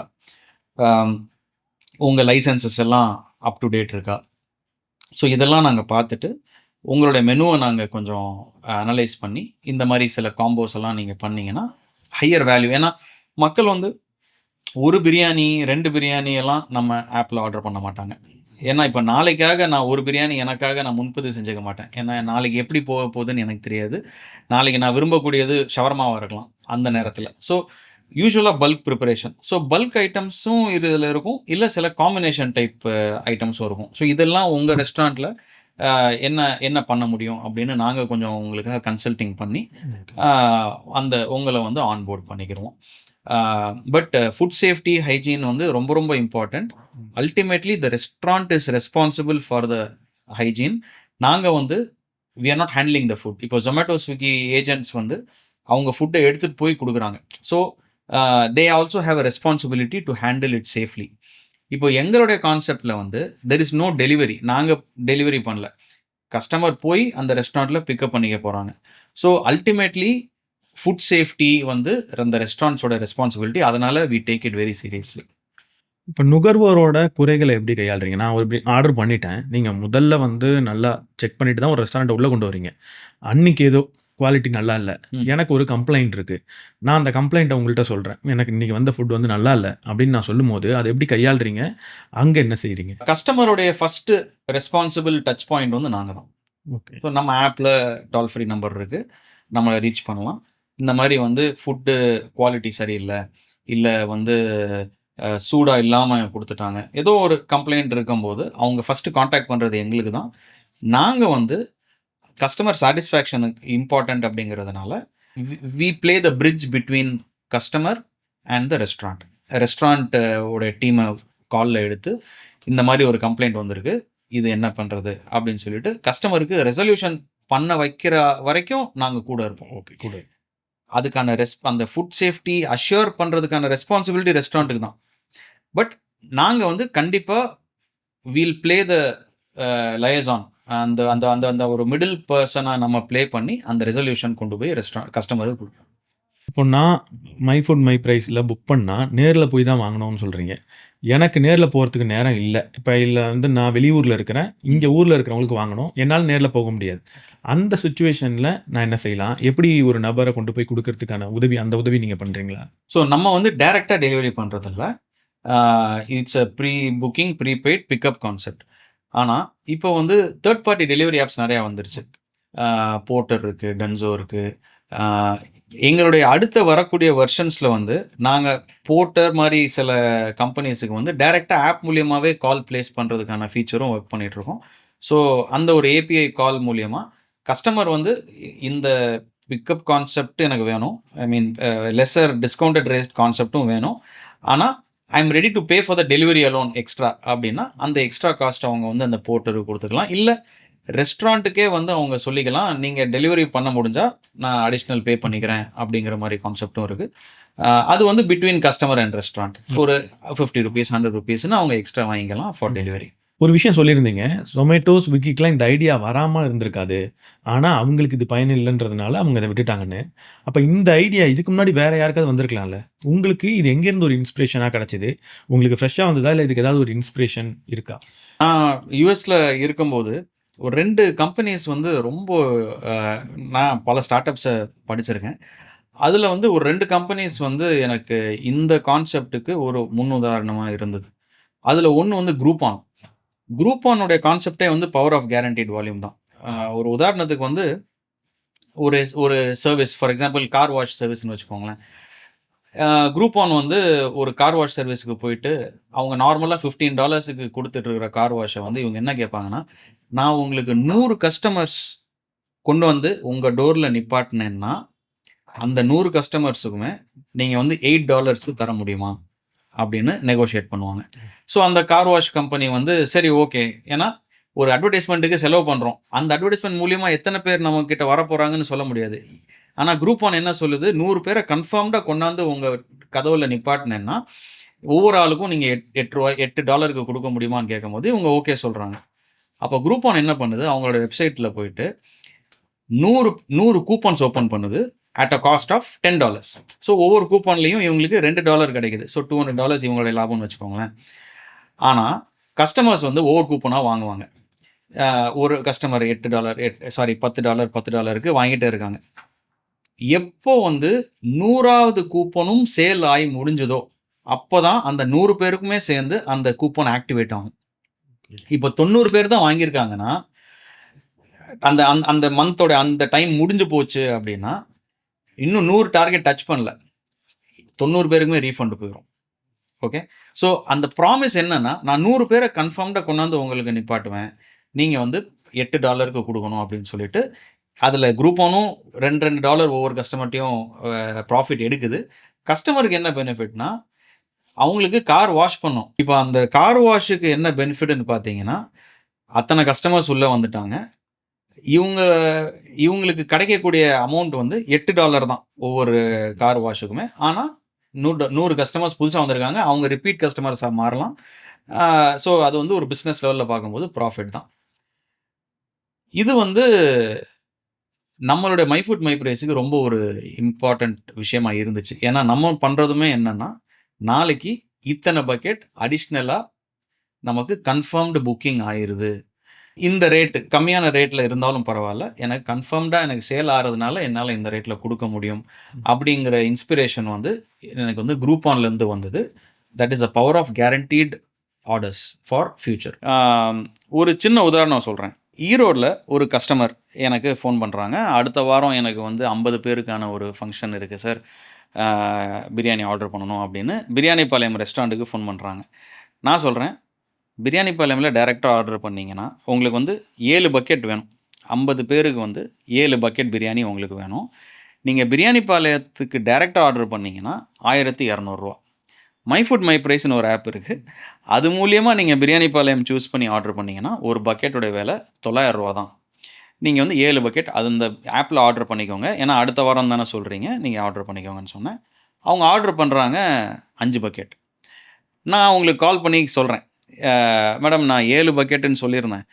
நீங்க 5 தான் ஆர்டர் பண்ணியிருக்கீங்கன்னா, அவங்க வந்து இல்ல சார் வேற ஃபுட்டெல்லாம் இருக்கு. நான் மேனேஜ் பண்ணிக்கிறோம் அப்படின்லாம் சொல்லி 5 போதும்ன்னு சொல்றாங்க. அந்த நாள் வருது. அவங்க வந்து 5 பக்கெட்ட எடுத்துட்டு போயிடுறாங்க. அந்த லஞ்ச் ஈவென்ட் நடக்க எனக்கு ஃபோன் பண்றாங்க. சார் நீங்க கரெக்ட்டா தான் சொன்னீங்க. 7 பக்கெட் தேவைப்படும் போல இருக்கு. நான் 2 பக்கெட் வந்து வாங்கிக்கவா அப்படின்னாங்க. நான் வந்து தாராளமா வந்து வாங்கிக்கோங்க மேடம். இல்ல நான் அனுப்பணும்னா கூட அனுப்பிச்சிடுறேன். Sir prize? மேடம் ₹1200 அப்படின்னேன். சார் 5 பக்கெட் நான் உங்ககிட்ட முன்பதிவு செஞ்சேன். ₹900 தானே சார் ஆச்சு. இது வந்து எனக்கு குடுங்களேன் ₹900க்குன்னு. நான் சொன்னேன், மேடம் 5 பக்கெட் இல்ல. நீங்க 20 பக்கெட் ஆர்டர் பண்ணியிருந்தா கூட, உங்களுக்கு நான் இந்த டிஸ்கவுண்டட் ரேட்ல குடுத்துருக்க முடியும். ஆனா நீங்க முன்பதிவு செஞ்ச காரணத்தினால, நான் ரெகுலர் ப்ரிப்பரேஷனோட சேர்த்து உங்களுடைய குவான்டிட்டிய நான் பிரிப்பேர் பண்ணதுனால தான் அந்த ரேட்ல என்னால தர முடிஞ்சது. இப்போ நான் 1200 சேல் பண்ணுறதுக்காகன்னு வச்சிருக்கிற ஸ்டாக்கை எடுத்து நான் 900 கொடுக்க முடியாதுல்ல அப்படின்னு சொல்லும்போது அவங்க புரிஞ்சுக்கிட்டாங்க. அப்புறமா அந்த 2 பக்கெட் 1200 ஈச் கொடுத்து வாங்கிட்டு போகிறாங்க. இப்போது அந்த கஸ்டமர் வீட்டில் ஃப்யூச்சரில் நடக்கக்கூடிய எந்த ஒரு ஈவெண்ட்டாக இருந்தாலும் நம்ம மை ஃபுட் மை ப்ரைஸை தாண்டி அவங்க வந்து ஸ்டெப் எடுக்க மாட்டாங்க. அதாவது at least once my food my ப்ரைஸில் எந்தெந்த ரெஸ்டாரண்ட்டில் என்ன ரேட்டில் கிடைக்கிது, நம்ம முன்பதிவு பண்ணிக்கிட்டால் நமக்கு கம்மியான ரேட்டு இது கை சுட்டுக்குச்சு, நமக்கு பட்டு புரிஞ்சுக்கிட்டோம். அதனால் நம்ம வந்து சேவ் பண்ணுறதுக்கு my food my price use பண்ணலாம் அப்படின்னு எப்போயுமே அவங்க ஞாபகம் வச்சுருப்பாங்க. ஸோ தெரிஞ்சு நடக்கக்கூடிய ஃப்யூச்சரில் நடக்கக்கூடிய ஈவெண்ட்ஸுக்கு கண்டிப்பாக மை ஃபுட் மை ப்ரைஸ் மூலிமா அவங்களுக்கு கம்மியான விலையில் கிடைக்கும். எந்த ரெஸ்டாரண்ட் வேணுமோ அவங்களோட சாய்ஸ் ஆஃப் ரெஸ்டாரண்ட் தான். நான் பிரியாணி பாளையமாக ஒரு எக்ஸாம்பிளாக தான் சொன்னேன். பட் எந்த ரெஸ்டாரண்ட்டில் வேணாலும் அவங்க ஆர்டர் பண்ணும்போது முன்பதிவு செய்யும்போது அவங்களுக்கு கம்மியான ரேட்டில் கிடைக்க போகுது. இன்னொரு கம்பெனி எனக்கு இன்ஸ்பிரேஷனாக இருந்தது வந்து ப்ரைஸ்லைன். ப்ரைஸ்லைன் வந்து என்ன பண்ணுச்சுன்னா, இப்போ நார்மலாக நாங்கள் வந்து ஒரு சான் ஃப்ரான்சிஸ்கோலேருந்து நியூயார்க்குக்கு ஒரு ட்ரிப்பு போகணும் அப்படின்னு நம்ம ஃப்ளைட் செக் பண்ணிட்டு இருந்தோம்னா, அது யூஸ்வலாக ஆவரேஜான ஒரு வேல்யூ எல்லா சைட்ஸ்லையுமே அதுதான் காமிக்கும். ஒரு $250 அப்படிங்கிற ஒரு ஆவரேஜான வேல்யூ காமிக்கும். ப்ரைஸ்லைன் தான் முதல் முறையாக ஒரு பாப்அப் வரும், நேம் யுவர் ஓன் ப்ரைஸ். நீங்கள் இந்த ட்ரிப்புக்கு எந்த காஸ்ட் வந்து ஃபேர்னு நினைக்கிறீங்க அதை சொல்லுங்கள் அப்படின்னு ப்ரைஸ்லைன் கேட்க ஆரம்பிச்சிது. அது வந்து ரொம்ப ஒரு இன்ட்ரெஸ்டிங்கான ஒரு விஷயமா இருந்துச்சு. நம்மளுடைய கஸ்டமர்கிட்ட கேட்குறாங்க, நீங்கள் என்ன தர விரும்புனீங்கன்னு சொல்லிட்டு. ஸோ நாங்கள் வந்து நாங்கள் ஃபஸ்ட்டு ஒரு $70 அடிப்போம். கண்டிப்பாக அக்செப்ட் ஆகாதுன்னு தெரியும். அதே மாதிரி ஒரு 10 செகண்ட்ஸ் பேக்ரவுண்ட் செக் பண்ணிவிட்டு வந்து no airline accepted your offer அப்படின்னு சொல்லும்.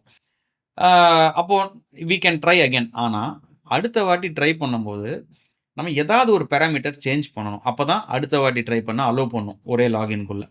ஸோ ஒன்று சோர்ஸ் ஏர்போர்ட் சேஞ்ச் பண்ணணும், இல்லை டெஸ்டினேஷன் ஏர்போர்ட் சேஞ்ச் பண்ணணும், இல்லை டேட் சேஞ்ச் பண்ணணும், இல்லை கிளாஸ் ஆஃப் ட்ராவல் சேஞ்ச் பண்ணணும். அப்போது நாங்கள் என்ன பண்ணோம், மாற்றிட்டே இருக்க முடியாதுல்ல. நான் ஒவ்வொரு டாலராக இன்க்ரீஸ் பண்ணி எது செட் ஆகுதுன்னு செக் பண்ணணும்னு நினச்சா முடியாது. ஏன்னா ஒவ்வொரு டைம் நான் பிட் பண்ணும்போது ஏதோ ஒன்று சேஞ்ச் பண்ணணும். ஸோ நாங்கள் வந்து சான் ஃப்ரான்சிஸ்கோலேருந்து ஸ்டார்ட் பண்ணுறதுக்கு பதிலாக பக்கத்தில் இருக்கிற சான் ஹோசே இல்லைனா ஓக்லாண்ட்லேருந்து ஸ்டார்ட் பண்ணுவோம். இல்லை டெஸ்டினேஷன் வந்து ஜேஎஃப்கேக்கு பதிலாக லகுவாடியா அப்படின்னு சொல்லிட்டு பக்கத்தில் இருக்கிற ஏர்போர்ட்ஸில் வந்து சூஸ் பண்ணலாம். இந்த மாதிரி ஒரு 2-3 ட்ரையல்ஸ்குள்ளே இப்போ நான் அடுத்த வாட்டி பிட் பண்ணும்போது 70ல் நான் ஃபெயில் ஆனது வந்து இப்போ 75ன்னு பண்ண மாட்டேன். ஏன்னா மாற்றிட்டே இருக்க முடியாது.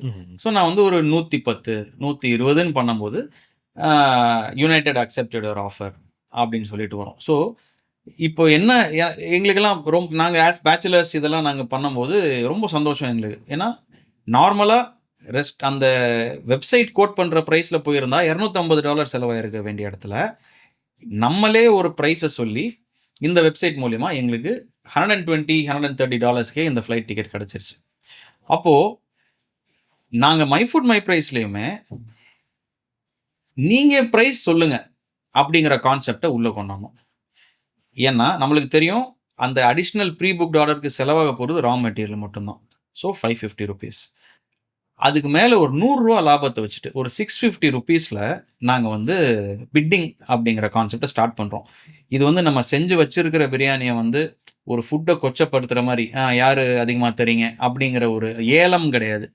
It's a price discovery model for tomorrow's preparation. இதை வச்சு ப்ரிப்பேர் தான் பண்ண போகிறோம் அடுத்த நாள், ரைட்? ஸோ $600 நாங்கள் வந்து ஆர் 650ன்னு வச்சுக்கோங்க. 650னா $100 லாபம். ஸோ 650ல் நாங்கள் வந்து எங்களுடைய பிட்டிங்கை ஸ்டார்ட் பண்ணுறோம். ஒரு குறிப்பிட்ட டைம் ஒரு 10 மினிட் இன்டர்வலில் வந்து இந்த ரூம் ஓப்பன் ஆகும் வெர்ச்சுவலாக. ஸோ கஸ்டமர்ஸ் ஒரு 20 கஸ்டமர்ஸ் உள்ளே வராங்க அப்படின்னா each customer can increase the offer price.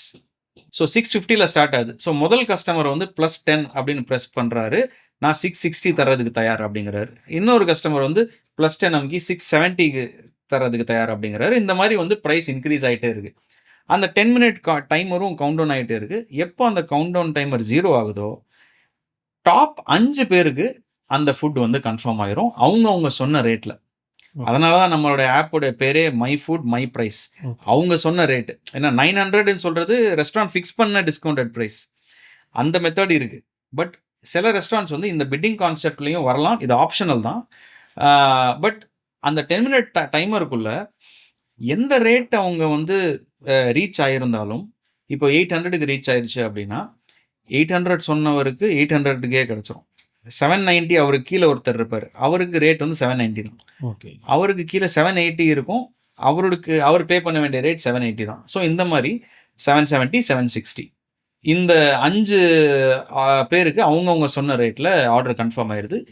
அந்த ஒவ்வொரு ரேட்டுமே 550க்கு மேலே தான் அப்படிங்கிறதுனால ப்ராஃபிட்டபிள் தான். ஆனால் 5 ஆர்டர் வந்துருச்சு அவங்களுக்கு. ஸோ இது வந்து ஒரு ஒரு ஒரு way of attracting the orders, right? நஷ்டமே இதில் இருக்கக்கூடாது, லாபம் தான். But instead of fixing the profit by selling at 900 rupees, இதில் வந்து ஒரு வேரியபிள் ஆப்ஷனை கொடுத்துட்டோம்னா நம்ம வந்து அந்த 650னா 100 rupees லாபம். ஸோ எல்லா ஆர்டருமே அந்த 100க்கு மேலே தான் இருக்கிறதுனால அவங்க பல்காக ப்ரிப்பேர் பண்ணும்போது ரெஸ்டாரண்ட்டுக்கு நல்ல ஒரு பெனிஃபிட் வரும். நீங்க பல்கா அப்படின்னு சொன்னீங்க. ஆனா இங்க இந்த ஃபுட் பிட்டிங்ல மட்டும் 5 பேருக்கு தான் தரோம். அப்போ நம்ம ஏன் நெறைய பேருக்கு அதே பிரைஸ்ல தர முடியாதா? அதாவது நான் என்ன கேட்கிறேன்னா, ஏன் 5 பேருக்கு மட்டும் தரோம்? ஒரு 50 பேருக்கு தந்திருக்கலாமே. ஏன் 5 பேருக்கு மட்டும் தரோம்? ஓகே. ஃபிக்ஸ்டு ப்ரைஸ், டிஸ்கவுண்டட் ப்ரைஸில் 50 பேருமே ஆர்டர் பண்ணிக்கலாம். ஏன்னா ப்ரைஸ் ஃபிக்ஸ்டு. இப்போ ஒரு பிட்டிங் கான்செப்டில் நம்ம வந்து குறிப்பிட்ட 5 பேருக்கு தான் கிடைக்கும் அப்படிங்கிற ஒரு ஃபியர் ஆஃப் மிஸ்ஸிங் அவுட் இருந்தால் தான் ப்ரைஸ் இன்க்ரீஸ் ஆகிட்டே இருக்கும். ஓகே. ரைட்? 50 பேருக்குமே நம்ம ஓப்பன் பண்ணி வச்சிட்டோம்னா யாருமே இன்க்ரீஸ் பண்ண மாட்டாங்க ப்ரைஸ். ஓகே. ஸோ நம்ம ரெஸ்டாரண்ட்டுக்கும் இதை வந்து ஓரளவுக்கு நல்ல ப்ராஃபிட் எடுத்து கொடுக்கணும். ஸோ 650ல் ஆரம்பிச்சு எவ்வளோக்கு எவ்வளோ ஹையராக போக முடியுதோ நம்ம வந்து டாப் 5 பீப்புளுக்கு அது கிடைக்க போகுது அப்படிங்கிறதுனால தான் அந்த லிமிட் வச்சுருக்கோம். அப்போ இந்த பிட்டிங்கோட இதிலேருந்து நம்ம என்ன எடுத்துக்க போகிறோம்? ஏதாவது ப்ரைஸிங்கை செட் பண்ணுறதுக்கான ஒரு இன்புட்டாக இது கிடைக்குதா? இல்லை கஸ்டமரை உள்ளே கொண்டு வரதுக்கா? இல்லை அதிக லாபத்தை கொடுக்குறதா? மெயின் நோக்கம், இந்த பிட்டிங்கோட மெயின் நோக்கம்ன்றது என்ன? மெயின் நோக்கம்னு பார்த்தீங்கன்னா to give confirmed orders for the restaurant at a profitable rate. ப்ராஃபிட்னு சொன்னால் 550க்கு மேலே எல்லாமே ப்ராஃபிட் தான். பட் மினிமம் 650ன்னு ஆரம்பிச்சிடுறோம்.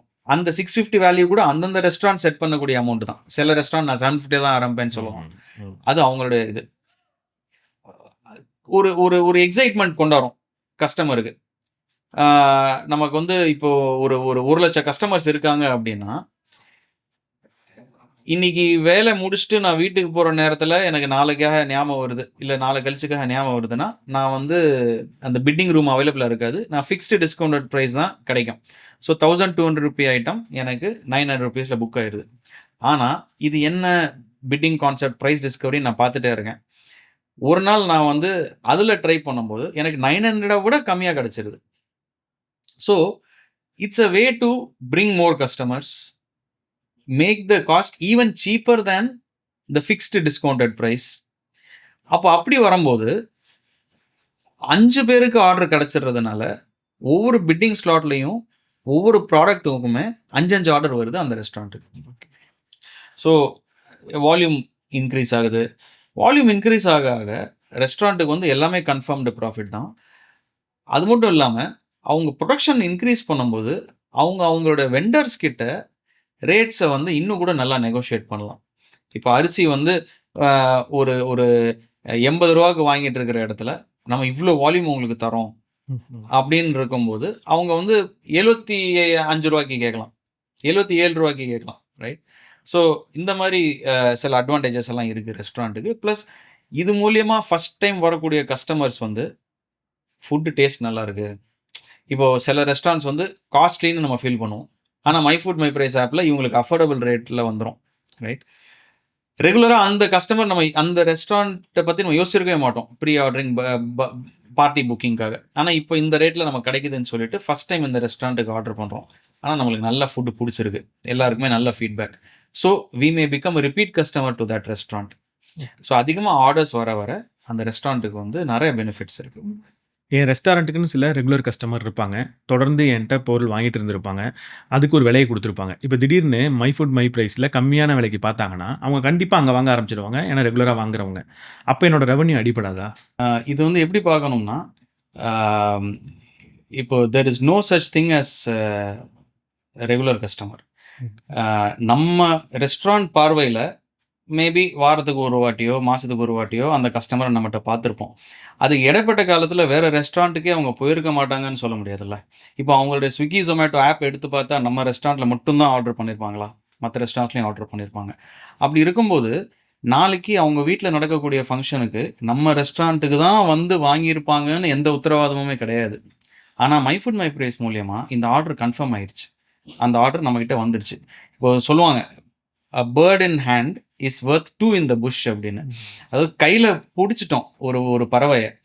அந்த இடத்துல இன்னும் 2 பறவை இருக்கு. ஆப்பர்ச்சுனிட்டி இருக்கு 2யும் பிடிக்கிறதுக்கு. நான் அத போய் சேஸ் பண்ண போம்போது, கையில இருக்கிறத நான் விட வேண்டியதா இருக்க வாய்ப்பு இருக்கு. அப்போ அந்த 2க்கான மதிப்பு இந்த 1லயே அடங்கிருது. ரைட்? ஸோ நம்ம கையில என்ன இருக்கோ, that is Worth possibly getting more later. Right? இப்போ நாளைக்கு அந்த ஆர்டர் வரலாம், வராம இருக்கலாம். ஆனா இப்போ எனக்கு கம்மியான விலை தான். ஆனா முன்னாடியே சொன்ன மாரி நஷ்டம் கிடையாது. நல்ல லாபம் தான். ஆனா ஆர்டர் கன்ஃபர்ம் ஆயிருது. ஸோ இது வந்து ரெஸ்டாரண்ட்டுக்கு நல்ல ஒரு ஆப்பர்ச்சுனிட்டி தான். ரெஸ்டாரண்ட் வந்து அதை பற்றி ஒரி பண்ண தேவையில்ல. பட் இதில் கிடைக்கக்கூடிய அட்வான்டேஜ் என்னன்னு பார்த்தீங்கன்னா, ஒரு ரெஸ்டாரண்ட்டுக்கு எல்லா ரெஸ்டாரண்ட்டுக்குமே வந்து they operate in very thin margins. எவ்வளோ அந்த ரெஸ்டாரண்ட் பெரிய ரெஸ்டாரண்ட்டாக இருக்கிறவங்களுக்கு இன்னும் ரிஸ்க் அதிகம். ஏன்னா அவங்க வந்து ஒரு சில ப்ராடக்டை ப்ரிப்பேர் பண்ணிடுறாங்க. அந்த ப்ரிப்பேர் பண்ணும்போது அதுக்குள்ள அந்த இன்க்ரீடியன்ட் காஸ்ட்டு, ப்ரொடக்ஷன் காஸ்ட் எல்லாம் அடங்கிடுது. இப்போது நம்மளுடைய உதாரணத்தில் நான் வந்து ஒரு 20 கிலோ பிரியாணி ப்ரிப்பேர் பண்ணுறேன். ஒவ்வொரு பக்கெட்டுக்கும் எனக்கு வந்து ₹950 எனக்கு வந்து ப்ரொடக்ஷன் காஸ்ட் செலவாகுது. Ingredients plus operating cost. So அந்த 20 பக்கெட் நான் ப்ரிப்பேர் பண்ணும்போது ₹19,000 நான் ஆல்ரெடி அதில் இறக்கிட்டேன். ஒவ்வொரு பக்கெட்டும் விற்கும்போது எனக்கு வந்து ₹250 லாபம். ஸோ நான் கடையை ஓப்பன் பண்ணுறேன். முதல் கஸ்டமர் வந்து ஒரு பக்கெட் வாங்கிட்டு போகிறாரு. ₹1200 கொடுத்து எனக்கு ₹250 லாபம் இந்த ஒரு பக்கெட்டில் வந்துருச்சா அப்படின்னா இன்னும் வரல. ஏன்னா டோட்டலாக நான் செலவு பண்ணது ₹19,000 செலவு பண்ணி போட்டிருக்கேன். எனக்கு கையில் வந்தது ₹1200 தான். இன்னும் நான் பிரேக் ஈவனே டச் பண்ணல. இப்போ 2வது பக்கெட் வந்து கஸ்டமர் வாங்கிட்டு போகிறாரு. இன்னொரு ₹1200 கொடுத்து. இதுலேருந்து தியரட்டிக்கலாக பார்க்க போனால் எனக்கு லாபம் ₹250. ஸோ 2 பக்கெட்டுக்கு ₹500 லாபம் வந்திருக்கணும். ஆனால் வந்துருச்சான்னு பார்த்தா இல்லை. ஏன்னா இன்னும் 18 பக்கெட் வந்து பொருள் அடக்கம் இருக்குது அதில். ஸோ டோட்டலாக எனக்கு செலவானது ₹19,000 டிவைடட் பை ஒவ்வொரு பக்கெட்டும் விற்கக்கூடியது வந்து ₹1200. எத்தனை ₹1200 நான் விற்றேன்னா எனக்கு ₹19,000 டச் ஆகும்னு பார்த்தீங்கன்னா கிட்டத்தட்ட ஒரு 16 கிட்ட வரும். ஸோ 16வது பக்கெட் கஸ்டமர் வாங்கிட்டு போகும்போது தான் எனக்கு நான் ₹19,000 செலவு பண்ணது 16 பக்கெட்டில் எடுத்துட்டேன். ஸோ மீதி இருக்கிற 17, 18, 19, 20 இந்த 4 பக்கெட் தான் ஆக்சுவலாக லாபம் நம்ம 20 கிலோ பிரியாணி பண்ணோம்னா. ஸோ 4 × 1200 ₹4,800 லாபம் இந்த 20 கிலோ ப்ரிப்பரேஷனில். ஆனால் அந்த லாபம் அந்த 16வது பக்கெட் விற்று முடிஞ்ச வரைக்கும் நம்ம எடுக்க ஆரம்பிக்கவே இல்லை. அப்போ எனக்கு 15 பக்கெட் தான் இன்றைக்கி விற்றுருக்கு அப்படின்னு சொன்னோம்னா நான் நஷ்டத்தில் தான் இருக்கேன். ரைட்? ஏன்னா இன்னும் பிரேக் ஈவனே டச் பண்ணல. அப்போது நாளைக்கு என்ன நடக்க போகுதுன்னு தெரியாது. ஆனால் 20 கிலோ ப்ரிப்பேர் பண்ணிட்டோம். இப்போ நான் 15 பக்கெட் தான் சேல் ஆகுது. 5 பக்கெட் வேஸ்ட் ஆக போகுது. இப்போ மை ஃபுட் மை பிரைஸ் மாதிரி ஒரு ஆப் மூலியமா எனக்கு வந்து ஒரு 2 பக்கெட் அடிஷ்னலாக அன்றைக்கி ஆர்டர் வந்திருந்ததுன்னா நான் 22 கிலோவாக தான் பண்ணேன். அந்த 2 கிலோ எக்ஸ்ட்ரா பண்ணது வந்து கன்ஃபர்ம்டு சேல். எனக்கு அந்த ஆர்டர் இல்லைன்னா, my food my price order இல்லைன்னா அன்றைக்கி எப்படி போயிருக்குமோ அதே மாதிரி தான் my food my price orders வந்தாலும் போயிருக்க போகுது. ரைட்? நான் 15 பாக்கெட் விற்றதுனால எனக்கு வந்து ₹1,200 ஷார்ட்டேஜாக இருக்குது பிரேக் ஈவனுக்கு. நான் வந்து மை ஃபுட் மை பிரைஸில் வந்து 2 பக்கெட் விற்றேன்னா ₹700, 4 பக்கெட் விற்றேன்னா ₹1,400. ஸோ எனக்கு பிரேக் ஈவனை டச் பண்ண வைக்கிறதுக்கும் சரி, இல்லை அதை விட அதிகமாக லாபத்துக்கு கொண்டு போகிறதுக்கும் சரி, மை ஃபுட் மை பிரைஸோடைய ஆர்டர் வந்து அன்னைக்கு எனக்கு அந்த ரெஸ்டாரண்ட் உடைய ஃபேட் என்ன அப்படின்னு எழுதப்பட்டிருக்கோ அதோடு சேர்த்து இந்த ஆர்டர்ஸுமே கொஞ்சம் அவங்களுக்கு ஹெல்ப்ஃபுல்லாக இருக்கும். கம்மியான லாபம் இருக்கிற இடத்துல லாபத்தை அதிகரித்து கொடுக்கும். கரெக்டாக அந்த பிரேக் ஈவனுக்கு பக்கத்தில் ஆனால் நஷ்டத்தில் இருக்கிற இடத்துல அதை லாபத்து சைடில் கொண்டு போய்விடும். ரொம்ப நஷ்டமாக இருக்கிற இடத்துல 10 பக்கெட் தான் போயிருக்கு அப்படிங்கிற இடத்துல கொஞ்சம் நம்மளோட நஷ்டத்தை, அந்த பெயினை கொஞ்சம் ரெடியூஸ் பண்ணி கொடுக்கும் my food my price. So restaurants வந்து இதை புரிஞ்சுக்கிட்டாங்கன்னா நம்ம வந்து ஐயோ கம்மியான ரேட்டில் சேல் பண்ணணுமே அப்படிங்கிற விஷயமே இருக்காது. ஆனால் அவங்க புரிஞ்சுக்க வேண்டிய விஷயம் என்னென்னா, நம்ம என்ன ரேட்டுக்கு விற்கிறோங்கிறது வந்து ஒரு பிஸ்னஸில் பிரச்சனை கிடையாது. நம்ம விற்கிற பொருள்லேருந்து நமக்கு என்ன லாபம் வருது. ரைட்? நம்ம வந்து ஒரு ₹50,000 ஒரு பொருள் விற்கலாம், ₹1,00,000 ஒரு பொருள் விற்கலாம். ₹50,000 விற்கிற பொருளில் எனக்கு ₹10,000 லாபம் ஆனால் ₹1,00,000 விற்கிற பொருள் ₹5,000 லாபம் அப்படின்னா நான் வந்து அந்த ₹50,000 பொருளில் தான் நான் கான்சென்ட்ரேட் பண்ணுவேன். ஸோ அந்த விதத்தில் பார்த்தோம்னா நமக்கு நஷ்டம் இல்லாத வரைக்கும் மை ஃபுட் மை பிரைஸ் கம்மியான விலையில் கஸ்டமருக்கு சேல் ஆனாலும் லாபம் தான். இப்போ இந்த ஆப் நான் யூஸ் பண்ணணும் அப்படின்னாலோ, இல்ல நான் அந்த ஆப்ல நான் ஒரு ரெஸ்டாரண்ட் வச்சிருக்கேன். என்ன வந்து ஒரு பார்ட்னரா அந்த ஆப்ல நான் ஜாயின் பண்ணணும் அப்படின்னாலோ, என்ன செய்யணும்? ஆஸ் அ கஸ்டமர் நம்ம ஆப் வந்து ஆண்ட்ராய்டில் இருக்குது, iOSல இருக்குது. ஸோ கூகுள் ப்ளே ஸ்டோர் இல்லைன்னா ஆப் ஸ்டோரில் போயிட்டு மை ஃபுட் மை ப்ரைஸ் அப்படின்னு சர்ச் பண்ணாலே ரிசல்ட் வந்துடும், டவுன்லோட் பண்ணிக்கலாம். உங்களோட ஃபோன் நம்பர் அது மூலயமா ஓடிபி வரும். ஸோ அது மாதிரி ரெஜிஸ்டர் பண்ணிக்கலாம். உங்களுடைய சிட்டி சூஸ் பண்ணி ஓப்பன் பண்ணிங்கன்னா அந்த சிட்டியில் இருக்கிற ரெஸ்டாரண்ட்ஸ் எல்லாம் காமிக்கும்.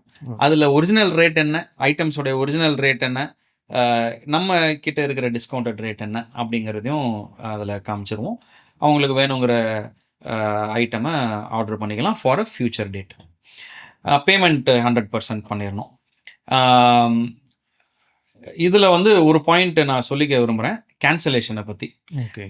ஏன்னா நிறைய பேர் இதை பற்றி கேட்டிருக்காங்க. இப்போ வந்து ரெஸ்டாரண்ட்டுக்கு வந்து இப்போ கேன்சலேஷன் ஆயிடுச்சுன்னா எப்படி அவங்க டீல் பண்ணுவாங்க அப்படின்னு. இப்போது என்னுடைய ரெஸ்டாரண்ட்லேயே எனக்கு இந்த அனுபவம் இருக்குது. ஒரு கஸ்டமர் கால் பண்ணி சொல்கிறாரு, சார் இந்த ஜொமேட்டோ ஆர்டர் நான் பண்ணியிருக்கேன், கொஞ்சம் கேன்சல் பண்ணணும் சார் அப்படின்னு. என்ன சார் ஏதாவது பிரச்சனையா, அட்ரஸ் மாற்றி போட்டிங்களா என்ன அப்படின்னு கேட்கும்போது, இல்லை சார் நீங்கள் கேன்சல் பண்ணுங்கள், நான் உடனே ஆர்டர் பண்ணுறேன், கூப்பன் கோட் ஆட் பண்ண மறந்துட்டேன் டிஸ்கவுண்ட்டுக்காக அப்படின்லாம் பண்ணியிருக்காங்க. ஸோ அந்த மாதிரி சுச்சுவேஷனில் ஏன் கேன்சலேஷன் வந்து ஃப்ரீ ஆஃப் காஸ்ட் கிடையாது ஈவன் ஜொமேட்டோ ஸ்விக்கியில்? ஏன்னா அந்த ஆர்டரை வந்து ப்ரிப்பேர் பண்ண ஆரம்பிச்சிடுறாங்க. நம்ம கான்செப்டில் நாளைக்கு தான் அந்த ப்ரிப்பரேஷன் ஸ்டார்ட் ஆக போகுது. ஸோ நாங்கள் ஒரு டைம் லிமிட் வச்சுருக்கோம். நாளைக்கு ஆர்டர் டேட், நாளைக்கு பிக்கப் டேட் சூஸ் பண்ண ஒரு ஆர்டருக்கு இன்னைக்கு ஈவினிங் 5 o'clock வரைக்கும் ஃப்ரீ கேன்சலேஷன். ஓகே. ஏன்னா இன்னும் அந்த ரெஸ்டாரண்ட் ப்ரிப்பேர் பண்ண ஆரம்பிக்கல. பெரும்பாலும் அவங்க வந்து கறியோ இல்லை ரைஸோ ஆர்டர், அதை மசாலா பிரிக்கிறது அதெல்லாம் வந்து நைட் டைம் தான் பண்ணுவாங்க அடுத்த நாளுக்காக. ஸோ இன்னைக்கு ஈவினிங் ஒரு 5 o'clock முன்னாடி வரைக்கும் கேன்சலேஷன் ஆயிடுச்சுன்னா அந்த அமௌண்ட் வந்து மை ஃபுட் மை ப்ரைஸ் கிட்ட தான் இருக்குது. We will refund the customer fully 100%. ஏன்னா இது வந்து மோஸ்ட்லி பிளான்ட் ஈவெண்ட்ஸ் தானே. ஸோ கூப்பன் கோட் யூஸ் பண்ணல அப்படிங்கிற கேன்சலேஷன்ஸ்லாம் இருக்காது. ஒரு ஈவெண்ட் கேன்சல் ஆகுதுன்னா ஒரு மோஸ்ட் லைக்லி ஒரு சீரியஸான ஏதாவது ஒரு நிகழ்வாக இருக்கலாம். So we want to respect the customer also. அதே நேரத்தில் we want to be fair to the restaurant. 5 மணிக்கு மேலே நாளைக்கு பிக்கப் ஆர்டர், ஆனால் இன்றைக்கி 5 மணிக்கு மேலே கேன்சல் ஆச்சுன்னா நம்ம வந்து we cannot give any discount. 5 o'clock முன்னாடி கேன்சல் பண்ணிக்கோங்க, ஃபுல் ரீஃபண்ட். அப்படி இல்லைன்னா நம்ம we give the benefit of doubt to the restaurant. ஏன்னா அவங்க அதுக்கான ப்ரிப்பரேஷன் ஏதாவது ஒரு வகையில் ஸ்டார்ட் பண்ணியிருக்கலாம். ஒரு ரெஸ்டாரண்ட் பார்ட்னராக இருக்கிறவங்களுக்கு அப்படிப்பட்ட ஃபெசிலிட்டி இருக்குது. நான் இப்போ உங்களோட பார்ட்னர் கிடையாது, நான் வந்து பார்ட்னர் ஆகணும்னு நினைக்கிறேன். எப்படி உங்களை அப்ரோச் பண்ணுறதுன்னு கேட்க. ஓகே.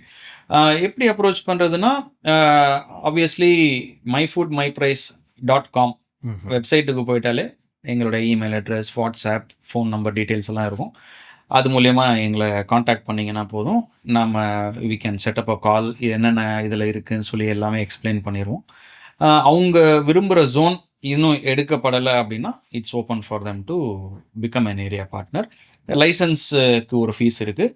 ப்ளஸ் ஒரு 3 வருஷ காலத்துக்கு அவங்க வந்து என்ன மாதிரி செலவுகள் எதிர்பார்க்கலாம், எவ்வளோ மார்க்கெட்டிங் பண்ணணும், அதுலேருந்து என்ன அவங்களுக்கு ரிட்டர்ன்ஸ் கிடைக்க வாய்ப்பு இருக்குது, இதெல்லாமே அவங்களுக்கு டீட்டெயில்டாக எக்ஸ்பிளைன் பண்ணுவோம். மார்க்கெட்டிங், சோஷியல் மீடியா ப்ரொமோஷன்லாம் சொல்கிறீங்க.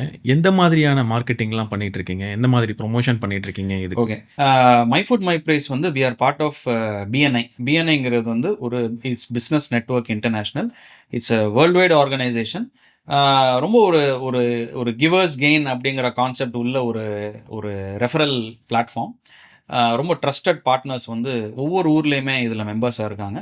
இப்போ இது மூலியமாக ஒவ்வொரு சிட்டிலேயுமே நிறைய ரெஸ்டாரண்ட் ஓனர்ஸுமே BNI மெம்பர்ஸாக இருப்பாங்க. So part of the marketing வந்து ரெஸ்டாரண்ட் ஓனர்ஸையும் நம்ம வந்து நம்ம ஆப்பில் இணைக்கணும் அப்படிங்கிறது தான். ஸோ நிறையா BNI மெம்பர்ஸ் கூட ரெஸ்டாரண்ட் ஓனர்ஸாக இருக்கிறவங்க நம்ம ஆப்புக்குள்ளே ஜாயின் பண்ணலாம். அது வந்து ஒரு ட்ரஸ்ட் ஃபேக்டர் ஆல்ரெடி பில்ட் ஆகிடுது.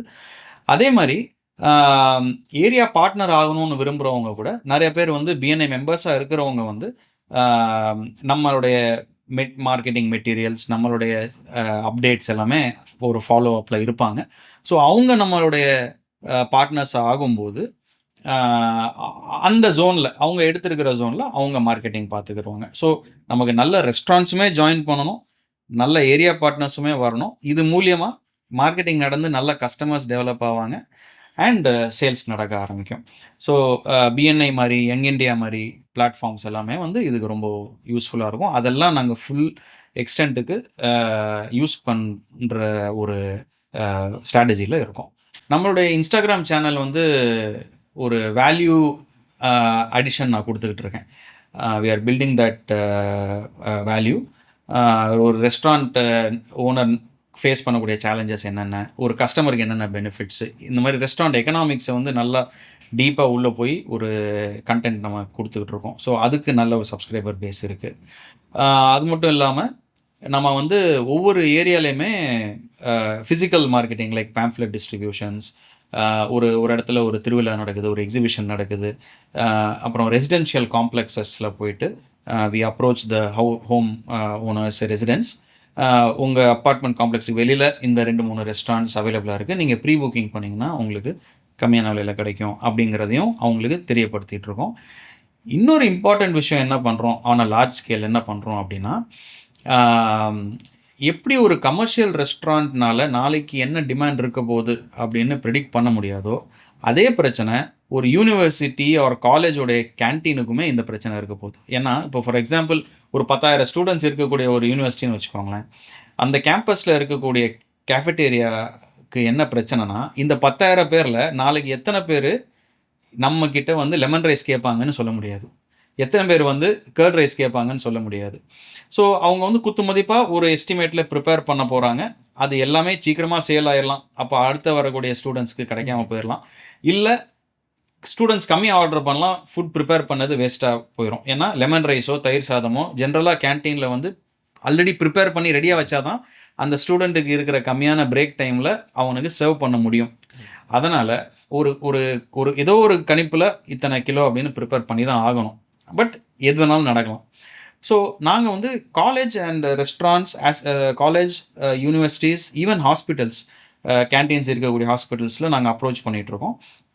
அவங்கக்கிட்ட என்ன சொல்கிறோன்னா, make us your pre booking partner.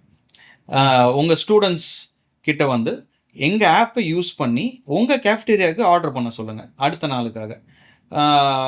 So ஸ்டூடெண்ட்ஸுக்கு என்ன பெனிஃபிட்னா, நாளைக்கு என்ன வேணும்னு இன்றைக்கி ஆர்டர் பண்ணிட்டாங்கன்னா அவங்க வந்து கிடைக்கிற 20 நிமிஷம் பிரேக்கில் லைனில் நிற்க தேவையில்லை, டோக்கன் வாங்கிட்டு போகிறதுக்குள்ளே ஃபுட்டு ஃபினிஷ் ஆக சான்ஸ் இருக்குது. ஸோ கம்மியான டைமில் அவங்க வந்து ப்ரீ புக்கிங் பண்ணிவிட்டு டேரெக்டாக பிக்கப் கவுண்டருக்கு போயிடலாம். அந்த கேன்டீனுக்கு என்ன பெனிஃபிட்னா, அவங்க வந்து நாளைக்கு எத்தனை பேருக்கு லெமன் ரைஸ் பண்ணணும், எத்தனை பேருக்கு வந்து மீல்ஸு தயிர் சாதம் பண்ணணும் அப்படின்னு தெரிஞ்சிடும். ஒரு பஃபரை எக்ஸ்ட்ரா வச்சு தான் ப்ரிப்பேர் பண்ண போகிறாங்க. நமக்கு இது மூலிமா எந்த கமிஷனுமே தேவையில்லை. Okay, there is 0 commission. Plus அந்த லெமன் ரைஸ் நார்மலாக என்ன ரேட்டில் நீங்கள் கேன்டீனில் கொடுப்பீங்களோ அதே ரேட்டில் இதில் லிஸ்ட் பண்ணிக்கலாம். நமக்கு என்ன பெனிஃபிட்னா, அந்த 10,000 ஸ்டூடெண்ட்ஸுமே அந்த ஆப்பை யூஸ் பண்ண ஆரம்பிக்கும் போது எல்லாருக்குமே பெனிஃபிட்டு. நமக்கு வந்து டவுன்லோட்ஸ் அதிகரிக்குது. அது மூலிமா நம்ம கூட டைப்பாக இருக்கிற மற்ற ரெஸ்டாரண்ட்ஸுக்கு சேல்ஸ் இன்க்ரீஸ் ஆக வாய்ப்பு இருக்குது. அந்த ஸ்டூடெண்ட்ஸோட ஃபேமிலிஸில் நடக்கிற ஃபங்க்ஷன்ஸுக்கு நம்ம ஆப் மூலிமா நம்ம ரெஸ்டாரண்ட்ஸுக்கு ஆர்டர் பண்ணுவாங்க. எல்லாருக்குமே இதில் பெனிஃபிட் இருக்குது. ஸோ மார்க்கெட்டிங்கோடைய பர்பஸே வந்து அவேர்னஸை இன்டியூஸ் பண்ணுறது அண்ட் அவங்க அது மூலிமா அந்த ஆப்பை யூட்டிலைஸ் பண்ண ஆரம்பிக்கணும். ஸோ இந்த மாதிரி நம்ம யூனிவர்சிட்டிஸ், காலேஜஸ், ஹாஸ்பிட்டல்ஸ் கூட நம்ம பண்ணுறதுனால நமக்கு அதிக ஸ்டூடெண்ட்ஸ் அண்ட் கஸ்டமர்ஸ் வந்து உருவாவாங்க, நல்ல மார்க்கெட்டிங் நடக்கும். கடைசியாக இப்போ கார்ப்பரேட்டில் ஒர்க் பண்ணுறவங்களா இருக்கட்டும், இல்லை வீட்டில் இருக்கிறவங்களா இருக்கட்டும், பிஸ்னஸ் பண்ணணுன்ற ஆசை எல்லாருக்குமே இருக்குது. அதில் ரொம்ப முக்கியமாக இந்த ஃபுட் இண்டஸ்ட்ரி வந்து எல்லாருக்குமே ஒரு வியப்பை கொடுக்கக்கூடிய ஒரு இண்டஸ்ட்ரியாக இருக்குது. எல்லாருக்குமே இந்த ஃபுட் இண்டஸ்ட்ரிக்குள்ளே வரணுன்னு இருக்குது. பொதுவாகவே பிஸ்னஸ் பண்ணணுன்ற ஆசையும் இருக்குது. இப்படி பிஸ்னஸ் பண்ணணும்னு நினைக்கிறவங்களுக்கு நீங்கள் என்ன மாதிரியான அட்வைஸை கொடுப்பீங்க? என்னுடைய அனுபவத்தில் வந்து இப்போது நிறையா வாட்டி நமக்கு ஐடியாஸ் வரும். இந்த மாதிரி இருந்தால் நல்லா இருக்குமே, இது வந்து கொஞ்சம் வித்தியாசமாக இருந்தால் நல்லா இருக்குமேன்னு எல்லாருக்குமே தோணும். ஆனால் பல முறை வந்து அந்த ஐடியாவை இம்ப்ளிமெண்ட் பண்ணுறது வந்து ரொம்ப காஸ்ட்லியான ஒரு எஃபர்ட்டாக தோணலாம். இல்லை யாராவது அது முன்னாடியே பண்ணியிருக்கலாம். ஸோ அது வந்து நமக்கு ஒரு என்கரேஜ்மெண்ட்டாக இருக்காமல் போயிடும். அதை வந்து நம்ம கைவிட்டுருவோம். ஆனால் இந்த மை ஃபுட் மை ப்ரைஸ் வந்து எப்படிப்பட்ட ஒரு ஒரு ஐடியானா, நம்ம நம்ம ரீச்சுக்குள்ளேயும் இருந்துச்சு. நம்மளை யாருமே இது வந்து பண்ணியிருக்கல. அந்த மாதிரி ஒரு விஷயமாவும் இருந்துச்சு. ஸோ இந்த ஐடியா வந்து பேசிக்கலி ஒரு கேப் ஐடென்டிஃபை பண்ணி அந்த கேப்பை வந்து நம்ம ஃபில் பண்ணுறோம். ஒரு இன்எஃபிஷியண்ட்டாக இருக்கக்கூடிய ஒரு ப்ராசஸை நம்ம வந்து எஃபிஷியண்ட்டாக மாற்றுறதுக்கான ஒரு பிஸ்னஸ் மாடல் இது. நியூவாக பிஸ்னஸ் ஆரம்பிக்கிறேன் அப்படின்னு நினைக்கிறவங்களுக்கு நான் சொல்லக்கூடிய அட்வைஸ் என்னென்னா, first take the first step. நம்ம வந்து எல்லா விஷயங்களுமே எனக்கு வந்து கரெக்டாக செட் ஆகிற மாதிரி வந்ததுக்கு அப்புறம் தான் நான் ஃபஸ்ட்டு ஸ்டெப் எடுப்பேன் அப்படின்னு நம்ம வந்து நினச்சோம்னா we may be too late. இப்போ மை ஃபுட் மை ப்ரைஸ் ஆப்பே கூட நாங்கள் வந்து பல விஷயங்கள் நம்ம வந்து இது இன்னும் பெட்டராக இருக்கலாம், இது வந்து இன்னும் கொஞ்சம் ஃபீச்சர்ஸ் இருக்கலாமே அப்படின்லாம் ஆஸ் அ ஃபவுண்டர் எங்களுக்கும் தோணியிருக்கு, கஸ்டமர்ஸும் சொல்லியிருக்காங்க. ஆனால் ரொம்ப இம்பார்ட்டண்டான ஒரு விஷயம்னா, if your first release or first step first effort is not ugly, அது வந்து அக்லியாக இல்லைன்னா ஓகே, நீங்கள் வந்து ரொம்ப தூரம் வெயிட் பண்ணிட்டீங்கன்னு அர்த்தம். யூ மிஸ்ட் த பஸ்ன்னு அர்த்தம். ஸோ உங்களுடைய ஃபஸ்ட்டு அட்டெம்ப்ட் வந்து நீங்கள் நினச்ச மாதிரி ரொம்ப பலன்னு அழகாக ஜிகனா மாதிரி எல்லாம் இருக்காது. அப்படி இல்லைன்னா கூட உங்களுடைய கான்செப்டை டெஸ்ட் பண்ணுறதுக்கு ஃபஸ்ட்டு ரிலீஸ் நீங்கள் பண்ணி ஆகணும். அப்போது கஸ்டமர்ஸோடைய அடாப்ஷன் எப்படி இருக்குது, ஃபீட்பேக் எப்படி இருக்குது, இதை வந்து அப்போது நீங்கள் கான்செப்டை இம்ப்ரூவ் பண்ணுறதுக்கான ஒரு வழி வந்துடும். இதை நீங்கள் வந்து நல்ல ஒரு லுக்கு கொடுக்கணும் அப்படின்னு நினச்சிட்டு நீங்கள் வந்து உள்ளே இறங்குனீங்கன்னா, உங்களுக்கு கிடைக்கக்கூடிய ஃபீட்பேக் மூலிமா நீங்கள் சேஞ்ச் பண்ணுறது வந்து அந்த லுக்ஸாக தான் இருக்குமே தவிர உங்கள் கான்செப்டில் கான்சன்ட்ரேட் பண்ணுறது தள்ளி போயிடும். So take the plunge, jump in with as a proof of concept. அந்த கான்செப்டை வேலிடேட் பண்ணுற அளவுக்கு, அது எம்விபின்னு சொல்லுவாங்க, மினிமம் வயபிள் ப்ராடக்டை ஃபஸ்ட்டு நீங்கள் டெவலப் பண்ணி அதை லான்ச் பண்ணி ஃபீட்பேக்கை கேதர் பண்ணுங்கள். அந்த ஃபீட்பேக் மூலிமா இன்னும் கொஞ்சம் அதை நல்லா டெவலப் பண்ணிட்டு வாங்க. அட் ஒன் ஸ்டேஜ் நீங்கள் வந்து அந்த product will become fit enough to be monetized and made into a full business. So taking the first step is the most important thing. Do your research. இந்த concept வந்து work out ஆகுமா அப்படின்னு first நல்ல ஒரு research பண்ணிவிட்டு நீங்கள் when you take the plunge you will be successful. ரொம்ப பெரிய தத்துவமாக இருந்தது சார். முதல் படி வந்து அக்லியாக இருக்கிறது, ரொம்ப பெரிய அழகாக இல்லாமல் இருக்கிறது, வெற்றியை நோக்கி கூட்டிகிட்டு போகிறதுக்கான சாத்தியக்கூறு அதிகப்படுத்துதுன்றது புதுமையானதாக ஆனால் ரொம்ப பெரிய உண்மையாக இருந்தது. ரொம்ப நன்றி சார், உங்களோட நேரத்தை எங்களுக்கு செலவழித்ததுக்கு. நாங்கள் புத்தகங்களில் படித்த பல விஷயங்களை, பல அணுகுமுறைகளை, பல தத்துவங்களை நேரடியாக செயல்படுத்துகிறத உங்கள் மூலிமா தெரிஞ்சுக்கிட்டோம். ரொம்ப புதுமையான விஷயமா இருந்தது. உங்களோட நோக்கம் வெற்றி பெற வாழ்த்துக்கள் சார். தேங்க்யூ.